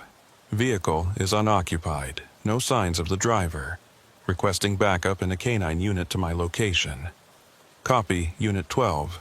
Nearest unit is 15 minutes out. Stand by. 15 minutes. On Highway 57. In the middle of the Devil's Stretch. Alone. I stood there next to the Ford Escape. Flashlight in one hand, weapon in the other, scanning the tree line. The woods were pitch black, impenetrable, the kind of darkness that seems to swallow light. I tried to listen for footsteps, for voices, for anything, but all I heard was rain and the faint hum of the hazard lights. That's when I saw it. A shape, maybe 30 feet into the woods, just at the edge of my flashlight's beam. Tall, humanoid, standing perfectly still. Not moving, just watching. My blood ran cold. I raised my flashlight, aimed it directly at the shape. For a second, I saw it clearly. A figure, wearing dark clothing, face obscured, hands at its sides. Then it moved. Not walked, moved. Backward, deeper into the woods, too fast, too smooth. Like it was gliding, and then it was gone. I stood there, frozen, my heart hammering in my chest, every instinct screaming at me to get back in my car, to leave, to call for more backup, to do anything but stand there alone in the rain. But I couldn't, because somewhere out there, in those woods, was a 63-year-old woman named Margaret Vellner. And if I left, if I waited for backup, she might be gone by the time they arrived. I made a decision. A stupid one, maybe, but the only one I could live with. I stepped into the woods. The first few steps were easy. The underbrush wasn't too thick near the road, and my flashlight cut a clear path. But the deeper I went, the darker it got, the trees closing in overhead, branches scraping against my jacket. I called out, my voice sounding small and hollow in the vastness of the forest. "Ma'am, this is the sheriff's office. If you can hear me, call out." Nothing, just the sound of rain filtering through the canopy, dripping onto dead leaves. I moved forward, sweeping my flashlight left and right, looking for footprints, for broken branches, for any sign of passage. And then I found something, a shoe, a woman's shoe, brown leather, lying in the mud. I knelt down, picked it up. It was still warm. "Ma'am, Margaret, can you hear me?" A sound, faint, distant, coming from deeper in the woods. A voice, maybe. Or just the wind. I kept moving, faster now, pushing through the underbrush, my flashlight beam bouncing wildly. And then I saw her. Margaret Vellner. Lying on the ground, 20 feet ahead, motionless. I ran to her, dropped to my knees, checked for a pulse. It was there, weak but steady. Her eyes were open, staring up at the sky, unblinking like she was in shock. "Ma'am, can you hear me? I'm a police officer. You're safe now." She didn't respond, didn't even seem to register my presence, just kept staring up at nothing, her lips moving slightly, forming words I couldn't hear. I called for an ambulance, gave them my location as best I could. Then I tried to move her, to get her on her feet, to walk her back to the road. But she wouldn't move. Her body was rigid, locked in place, like she was paralyzed. That's when I heard it. Behind me, the sound of footsteps. Heavy, deliberate, getting closer. I spun around, raised my flashlight and my weapon. "Sheriff's office, show yourself!" The footsteps stopped, and then, from the darkness, a voice. Low, calm, almost amused. "You shouldn't have come into the woods, Officer Rourke." My blood turned to ice. Whoever this was, they knew my name. I kept my weapon trained on the darkness, my flashlight beam cutting through the rain and the trees, searching for the source of that voice. My finger rested on the trigger, every muscle in my body coiled tight, ready to fire. But I couldn't see anyone. Just shadows and trees and the endless black of the forest. "Show yourself," I shouted again, my voice stronger than I felt. "This is your last warning." The voice came again, from a different direction this time, off to my left. "You can't help her, Officer Rourke. She's already gone, just like the others." "Who are you?" I demanded, spinning towards the sound. "What did you do to these people?" A laugh, cold, mirthless. "I didn't do anything. I just watch. I document. I make sure people remember." "Remember what?" "That some roads aren't meant to be traveled, some places aren't meant to be found, and some people aren't meant to leave." Behind me, Margaret Vellner made a sound. A whimper, low and broken. I glanced back at her, still lying on the ground, still staring up at nothing. Her lips were moving faster now, forming words I still couldn't make out. "What did you do to her?" I asked, my attention split between Margaret and the darkness around me. "Nothing she didn't ask for," the voice said. She stopped. She got out of her car. She walked into the woods, just like all the others. They always do. "Bullshit," I said. "People don't just wander into the woods for no reason. Don't they?" The voice was closer now, maybe 15 feet away, still hidden in the darkness. You did. You heard her. You saw the shoe. And you came running, just like I knew you would. My stomach dropped. This wasn't random. This was planned. Margaret Vellner's car on the side of the road, the shoe in the mud, her lying here just far enough into the woods to draw me in. It was bait, and I'd taken it. "Backup's on the way," I said, trying to keep my voice steady. "You need to show yourself, now." "No, Officer Rourke, backup isn't coming, because you're too far from the road now. Radio doesn't work this deep in the woods. Cell phones don't work. You're alone, just like they were." I tried my radio. Static. I pulled out my phone. No signal. He was right. I was cut off, isolated, exactly where he wanted me. "What do you want?" I asked. "I want you to understand," the voice said. "I want you to see what I've seen. What this place does to people." "What place? What are you talking about?" A figure stepped out from behind a tree, maybe 10 feet away. Tall, broad-shouldered, wearing a dark jacket and a baseball cap pulled low over his face. I couldn't see his features, but I could see his hands. Empty. No weapon visible. "This land," he said, gesturing around us. "This stretch of highway.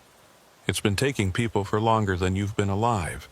Longer than I've been alive. It's hungry, always has been." "You're insane," I said, keeping my weapon trained on him. "Maybe," he said. "Or maybe I'm the only one who sees it clearly.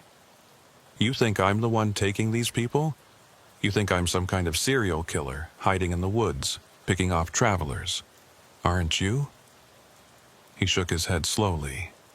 "No, Officer Rourke. I'm just a witness.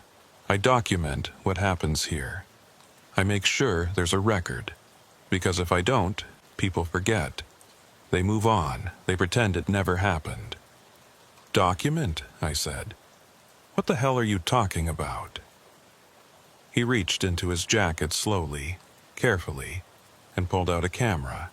An old Polaroid, the kind you don't see anymore. "I take pictures of the people who stop, of the people who leave their cars, of the moment they realize they're not going back." "Where are they?"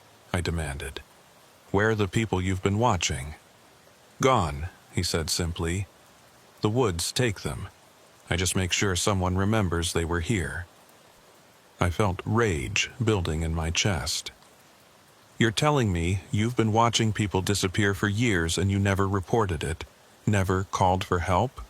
"Who would I call?" he said. "The police?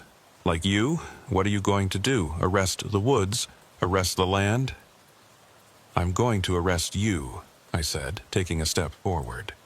"For obstruction, for stalking, for whatever the hell I can charge you with." He didn't move, just stood there, camera in hand, staring at me.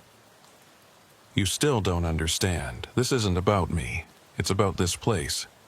And if you don't leave now, it'll take you too." Behind me, Margaret made another sound. Louder this time. I glanced back and saw her sitting up, her eyes wide, her mouth open in a silent scream. Then she spoke, her voice hoarse and broken. "Run!"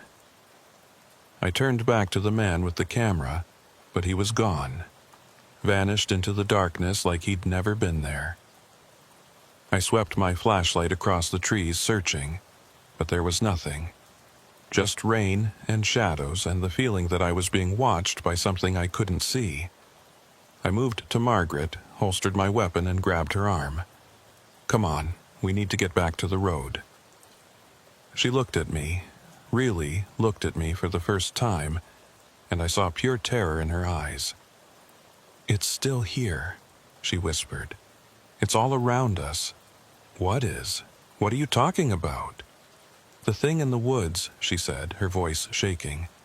"It called to me. It sounded like my daughter who died 10 years ago. It sounded just like her." My blood ran cold. "Margaret, there's nothing here. It's just a man, a disturbed man who's been watching this highway. But he can't hurt you. I'm going to get you out of here." She shook her head violently. "No, you don't understand. I heard her. I heard Sarah. She was calling for me. She said she was lost. She said she needed me, so I stopped. I got out of my car, and I followed her voice into the woods. 'There's no one here,' I said. But even as I said it, I wasn't sure I believed it. Because I'd heard stories like this before. People who claimed they heard voices, saw things, felt compelled to leave their cars and walk into the woods. I'd always written it off as confusion, panic, exposure. But now, hearing it firsthand, seeing the genuine terror in Margaret's eyes, I wasn't so sure. "Help me up," she said. "We need to go, before it comes back." I pulled her to her feet. She was shaking, her legs barely able to support her weight. I put her arm around my shoulders and started walking, retracing my steps back toward the road. But something was wrong. The path I'd taken in, the broken branches, the disturbed leaves, they were gone. It was like the forest had rearranged itself, erasing any trace of my passage. "This way," I said, picking a direction that felt right. But after 50 feet, I realized I had no idea where I was. The trees all looked the same, the darkness was absolute, and my sense of direction was completely shot. I pulled out my compass. The needle spun wildly, unable to find north. I tried my flashlight on the ground, looking for my own footprints, but the rain had washed them away, leaving nothing but mud and leaves. We were lost. I kept Margaret moving, kept us heading in what I hoped was the direction of the road. But minutes passed, then 10 minutes, then 20, and we still hadn't found it. The woods seemed to stretch on forever, dense and maze-like, every direction looking identical. Margaret stumbled, nearly fell. I caught her, helped her sit against a tree. "We need to rest," she said. Her breathing labored. "Just for a minute," I said, scanning the darkness around us. "Then we keep moving." I tried my radio again. Still static. Tried my phone. Still no signal. We were on our own. "How long have you been out here?" I asked Margaret. "I don't know," she said. "I stopped my car. I heard Sarah's voice. I walked into the woods. And then... I don't remember. It's all blank until you found me." "Do you remember seeing anyone? A man with a camera?" She shook her head. "No. Just the voice and the feeling that I was being pulled, like something was dragging me deeper into the woods." I thought about the man with the camera, his claim that he was just a witness. If he'd been watching these disappearances for years, documenting them, then he knew something. He knew what was happening, even if he didn't understand it. Or maybe he did understand it and just didn't care. "We're getting out of here," I said, helping Margaret back to her feet. "The road has to be close. We just need to keep moving." We walked for another 15 minutes, and then through the trees I saw something. A light, faint, distant, but unmistakable. Headlights. "There," I said, pointing. "The road." We pushed forward, moving as fast as Margaret could manage. The light got brighter, closer, and then suddenly we broke through the tree line and stumbled onto the shoulder of Highway 57. My patrol car was still there, lights flashing, and next to it was another unit, a Dutchess County Sheriff's cruiser I recognized. Deputy Kyle Brewster stood next to it, flashlight in hand, scanning the woods. "Rourke!" he shouted when he saw me. "Jesus, we've been looking for you for 40 minutes. Dispatch lost contact. We thought..." "I'm fine," I said, helping Margaret to the patrol car. "But we need an ambulance, now." Brewster radioed it in while I got Margaret into the back seat of my cruiser. She was still shaking, still staring at the woods like she expected something to come out of them. "What happened out there?" Brewster asked, coming over. I didn't know how to answer. I'd gone into the woods, found Margaret, encountered a man who claimed he'd been documenting disappearances for years. We'd gotten lost, wandered for what felt like forever, and then somehow found our way back. None of it made sense. I don't know, I said finally, but something's wrong with those woods. Something's been wrong for a long time.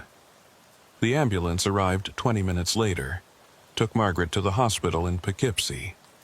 I gave my statement to Brewster, told him about the man with the camera, the voice, the way the woods seemed to disorient me.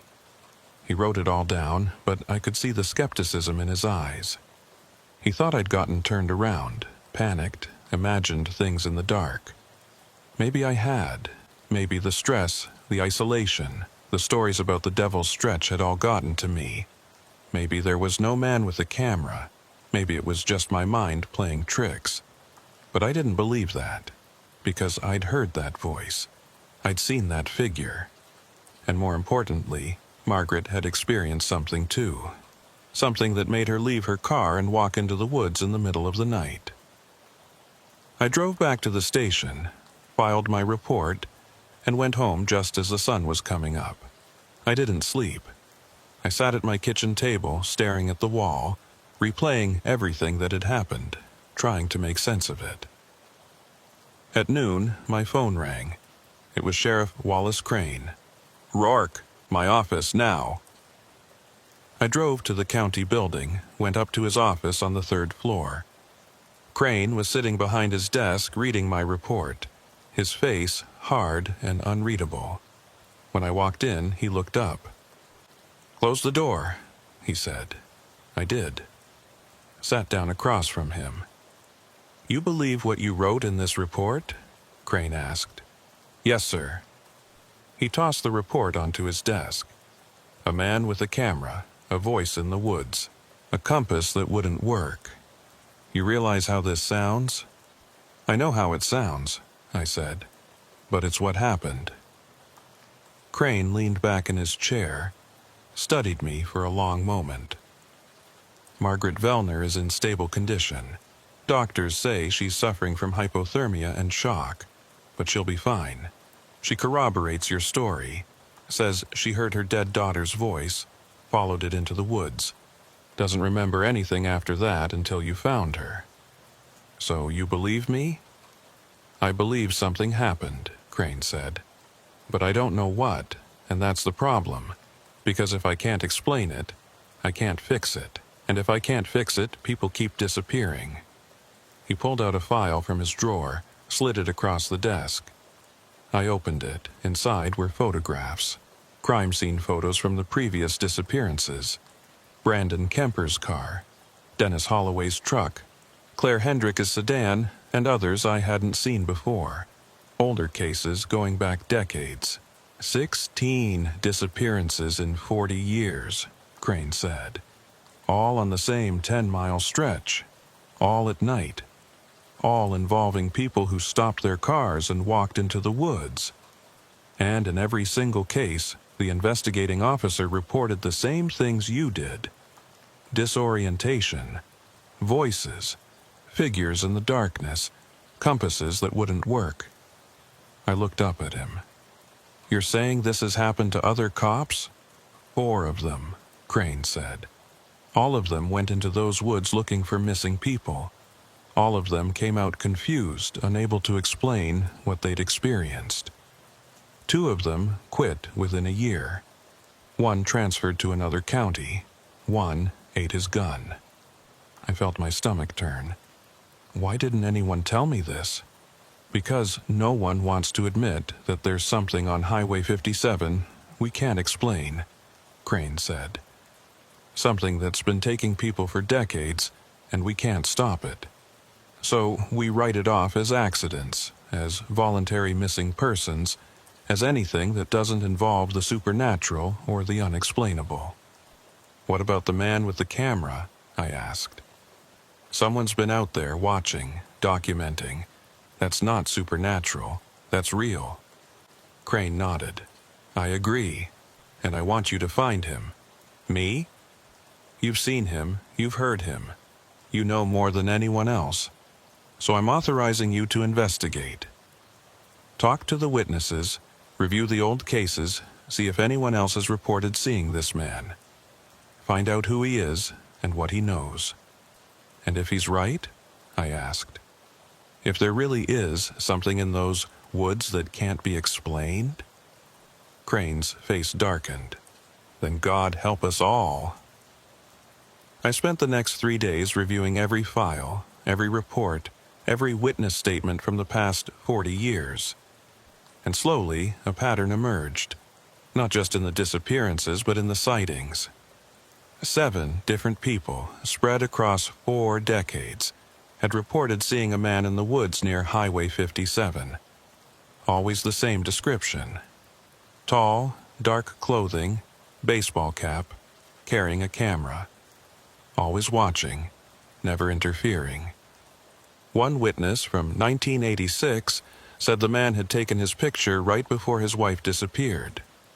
Another, from 1999, said the man had warned him to leave, that the woods weren't safe. But no one knew who he was. No name, no address, no identity. Just a ghost who haunted Highway 57, documenting the disappearances and then vanishing. I also found something else, something that made my blood run cold. In 1952, there was a report of a small community that used to exist in the woods off Highway 57. A religious sect, maybe 20 or 30 people who'd built cabins and lived off the land. They'd been there for years, mostly kept to themselves. But in the winter of 1952, a county surveyor doing a land assessment had gone into the woods and found the community abandoned. Cabins still standing, belongings left behind, but no people. All of them gone. The state police had investigated, found no signs of foul play, no bodies, no evidence of what happened. The official report concluded that the community had simply dispersed, moved on to other locations. But the surveyor who'd found the abandoned site had written a note in the margin of his report. 4 words, underlined twice. Something watches in the woods. I tracked down the surveyor's descendants, found a grandson living in Poughkeepsie. His name was Thaddeus Veller, though everyone called him Thad. He was in his 60s, ran a small auto repair shop on the south side of town. When I showed up and asked about his grandfather, he went pale. "You're asking about the woods," he said. It wasn't a question. "Yeah, your grandfather found an abandoned community there in 1952. I need to know what he saw." Thad wiped his hands on a rag, looked around his shop like he was making sure no one was listening. "My grandfather never talked about it, not to anyone. But before he died, he gave me something. Said if anyone ever came asking, I should show them." He led me to a back office, pulled out an old metal lockbox from under his desk. Inside was a journal, leather-bound, pages yellowed with age. "This is his field journal from that survey. Read it, and then decide if you really want to know." I took the journal, sat down, and started reading. And what I found inside changed everything. The journal was written in tight, precise handwriting, the kind that came from someone who took their work seriously. The first few entries were mundane. Survey notes, measurements, property boundaries. But then, about halfway through, the tone changed. The handwriting got shakier, the notes more erratic. Found the community today, approximately 2.3 miles into the forest, accessible via old logging road. 27 structures, all cabins, arranged in a rough circle around a central clearing. No electricity, no running water. Signs of recent habitation but no people. Checked every structure. Personal belongings still present. Food on tables, some of it fresh. Beds unmade, like everyone just stood up and walked away mid-activity. No signs of struggle, no blood, no indication of violence or foul play. But something feels wrong here. The air is different, colder than it should be. And the silence, complete silence. No birds, no insects, nothing. Just wind through the trees. Will return tomorrow with assistance to conduct thorough search. Returned with Sheriff Hawkins and 2 deputies. Searched the entire area. Found no bodies, no graves, no evidence of where the community went. Questioned locals in the nearest town, Millbrook, 6 miles east. Most had never heard of the community. One elderly man, Francis Dunmore, claimed he'd delivered supplies there once, about 5 years ago. Said the people were strange folk who kept to themselves, spoke in hushed voices, seemed afraid of something. When pressed, Dunmore said the leader of the community was a man named Silas Rourke. Said Silas had come to the area in the 1940s, bought the land cheap, started recruiting people to join him, told them the modern world was corrupted, that only by returning to nature and rejecting technology could they be saved. Sheriff Hawkins found a journal in one of the cabins. We'll review tonight. The journal belonged to Silas Rourke. It's disturbing, rambling entries about voices in the woods, about the land being awake, about something that lived in the forest long before humans arrived.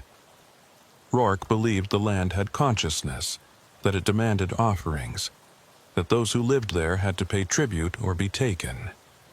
The final entry is dated February 10, 1952, 4 days before I found the abandoned community.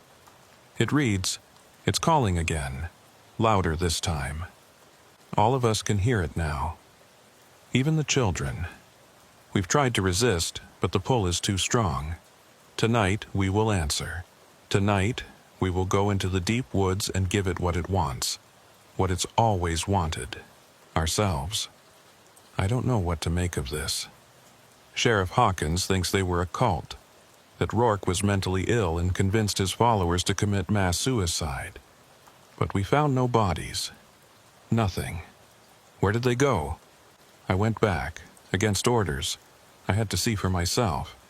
Took my camera, documented everything. The cabins are still there, but they look older now, like they've been abandoned for years instead of days. Found strange markings carved into the trees around the perimeter of the community. Symbols I don't recognize. And I saw something, a figure standing at the edge of the clearing. Tall, wearing dark clothes, watching me. I called out, but it didn't respond. Just stood there. I took its picture. When I developed the photo, the figure was gone. Just trees and shadows. I don't think I'm going back. I've been having dreams, every night, the same dream. I'm standing on Highway 57, and someone's calling my name from the woods. I walk toward the voice, and the trees close in around me, and I can't find my way back. I wake up covered in sweat, heart pounding. My wife thinks I'm losing my mind. Maybe I am. But I can't stop thinking about that community, about what Silas Rourke wrote in his journal. What if he was right? What if there is something in those woods? Something old. Something that takes people. I'm done surveying that area. I've told the county to mark it as uninhabitable, not suitable for development. No one should build there. No one should live there. And no one should ever go into those woods alone. That was the last entry. I closed the journal, my hands shaking. Thad was watching me from across the desk, his expression grim. "Your grandfather," I said slowly. "His name was Rourke?" "Yeah, Theodore Rourke. Why?" "Because my last name is Rourke, too." Thad's face went pale. "You're related to Silas?" "I don't know," I said, "but I'm going to find out." I left the shop, got in my patrol car, and drove straight to the county records office. Pulled birth certificates, census records, property deeds, anything I could find on the Rourke family. And slowly the picture came together. Silas Rourke had a brother, Jeremiah Rourke. Jeremiah had left the community in 1948, 3 years before they all disappeared. He'd moved to Poughkeepsie, married, had children. One of those children was my grandfather, which meant Silas Rourke was my great-great-uncle.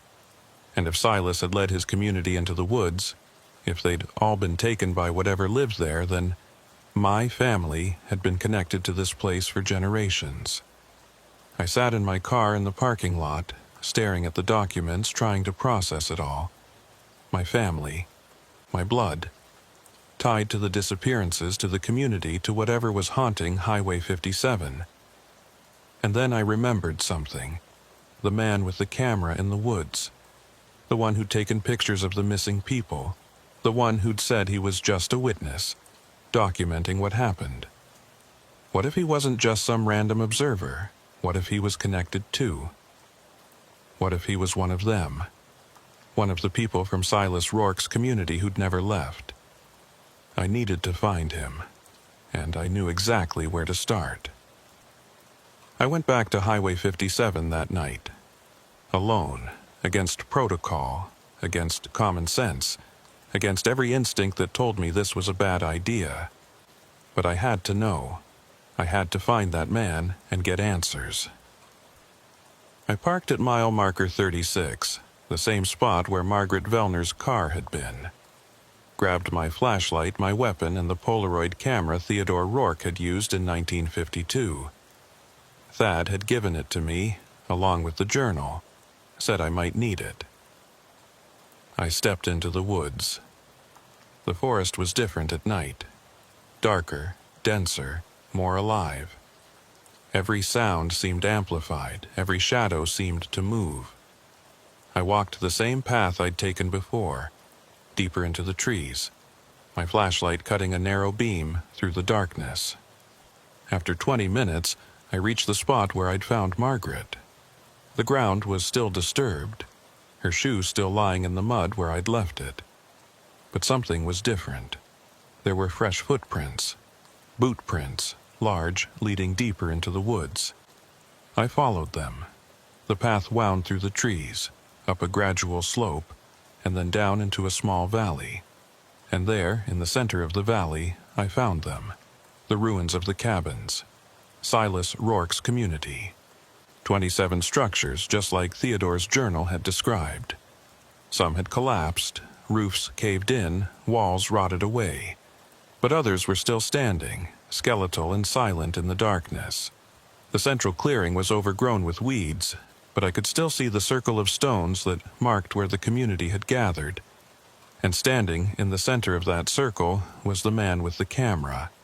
He didn't turn when I approached, just stood there, facing away from me, camera in his hands. "I knew you'd come back," he said. "Who are you?" I demanded, my weapon drawn but not aimed. "Not yet." He turned slowly. In the moonlight, I could finally see his face. Weathered, lined with age, but unmistakable. He looked exactly like the photographs I'd seen in the county records, the ones of Silas Rourke. "My name is Caleb," he said. "Caleb Rourke. I'm Silas's son." My blood ran cold. "That's impossible. The community disappeared in 1952. If you were his son, you'd be 80 years old," Caleb said. "I know, but I'm not. Because I never left. None of us did." "What are you talking about?" Caleb gestured around the clearing. "This place. It keeps us. The ones who answered the call, who walked into the deep woods that night. We're still here. We've always been here. You're saying you've been living in these woods for 70 years. Not living," Caleb said quietly. "Existing. Watching. Waiting. We can't leave. The land won't let us. And every few years it calls to someone new. Someone passing through on the highway. It makes them hear voices, see things, feel compelled to stop and walk into the woods. And when they do, they don't come back. They become like us. Trapped." I felt sick. Brandon Kemper, Dennis Holloway, Claire Hendricks. All of them? All of them, Caleb confirmed. They're here, in the woods, not dead, but not alive either. Lost in the spaces between the trees, walking in circles, never finding their way out. Why? I asked, my voice breaking. Why does it do this? Because it's hungry, Caleb said.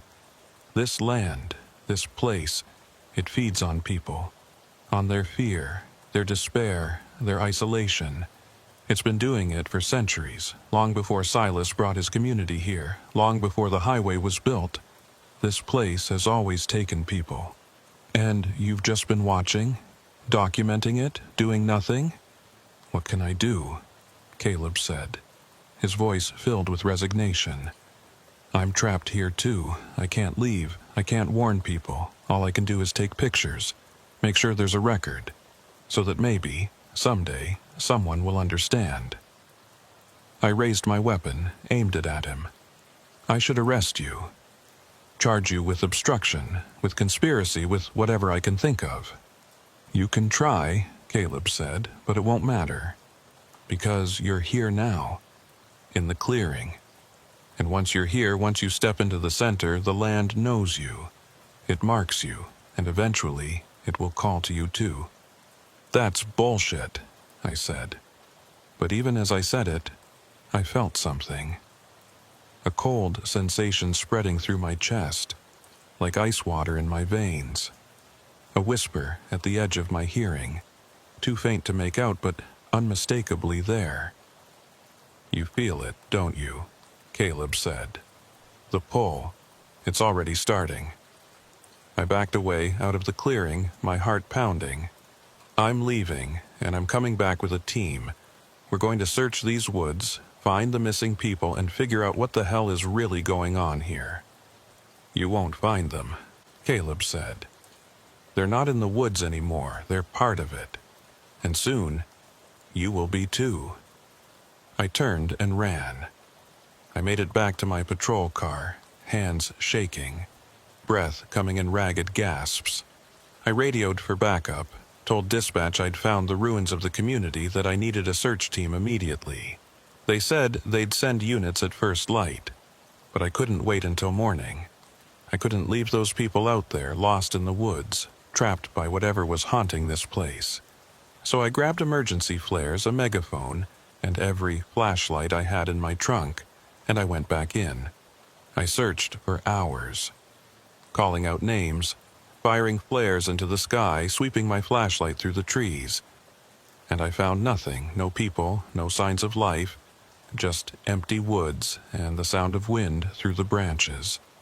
But I heard them, voices, faint and distant, calling back to me. Help! I'm lost. Where am I? Different voices, different people. All of them somewhere in the darkness. All of them just out of reach. I followed the voices deeper into the woods, farther than I'd ever gone before. And that's when I saw them. Not people. Shapes. Humanoid figures made of shadow and mist, moving between the trees, always just at the edge of my vision. When I aimed my flashlight at them, they vanished. When I looked away, they reappeared. And then I saw something that made me stop cold. A figure sitting against a tree, head down, unmoving. I approached carefully, weapon drawn. When I got close enough to see clearly, I recognized the jacket. It was the same one Brandon Kemper had been wearing in his missing person photo. "Brandon?" I called out. The figure didn't respond. I moved closer, reached out to touch his shoulder. The moment my hand made contact, the figure collapsed. Not fell, collapsed, like it was made of ash and dust, disintegrating at my touch, leaving nothing but empty clothes and the smell of decay. I stumbled backward, my flashlight dropping from my hand, and that's when I heard it. A voice, not from the woods, from behind me. "Officer Rourke." I spun around. Caleb was standing there, camera in hand. That same sad expression on his face. "You shouldn't have touched him," Caleb said. He was barely holding on. Now he's gone completely. "What is this?" I shouted. "What the hell is happening?" "The land," Caleb said. "It doesn't kill people. It absorbs them, slowly, over months, years, decades. They become part of the forest, part of the soil, part of the trees. That's what happened to Silas's community. That's what's happening to all of them. Then we stop it," I said. "We burn it down. We clear the land. You can't," Caleb interrupted. "The land is too old, too deep. Fire won't touch it. Bulldozers can't clear it. It's been here longer than humans have walked this earth, and it will be here long after we're gone." "Then what do I do?" I asked, desperation creeping into my voice. Caleb raised his camera, aimed it at me. "You do what I do. You bear witness. You make sure people know, and you try not to answer when it calls your name." He took my picture. The flash blinded me for a second. When my vision cleared, he was gone. The search team arrived at dawn. Sheriff Crane, 6 deputies, 2 canine units, and a forensic team. We spent 3 days combing those woods, searching every inch of the area around the ruins. We found the remnants of Silas Rourke's community. We found old belongings, rotted furniture, the stone circle in the clearing. But we didn't find any people. Not Brandon Kemper, not Dennis Holloway, not Claire Hendricks, not any of the 16 people who'd disappeared over the past 40 years. Just empty woods and the feeling that we were being watched. I didn't tell them about Caleb. Didn't mention the figures made of shadow or the voice that had called my name.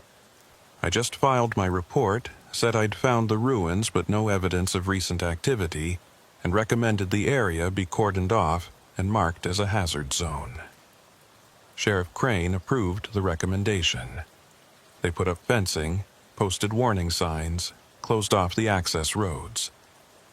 Officially, the case was still open, but unofficially, everyone moved on.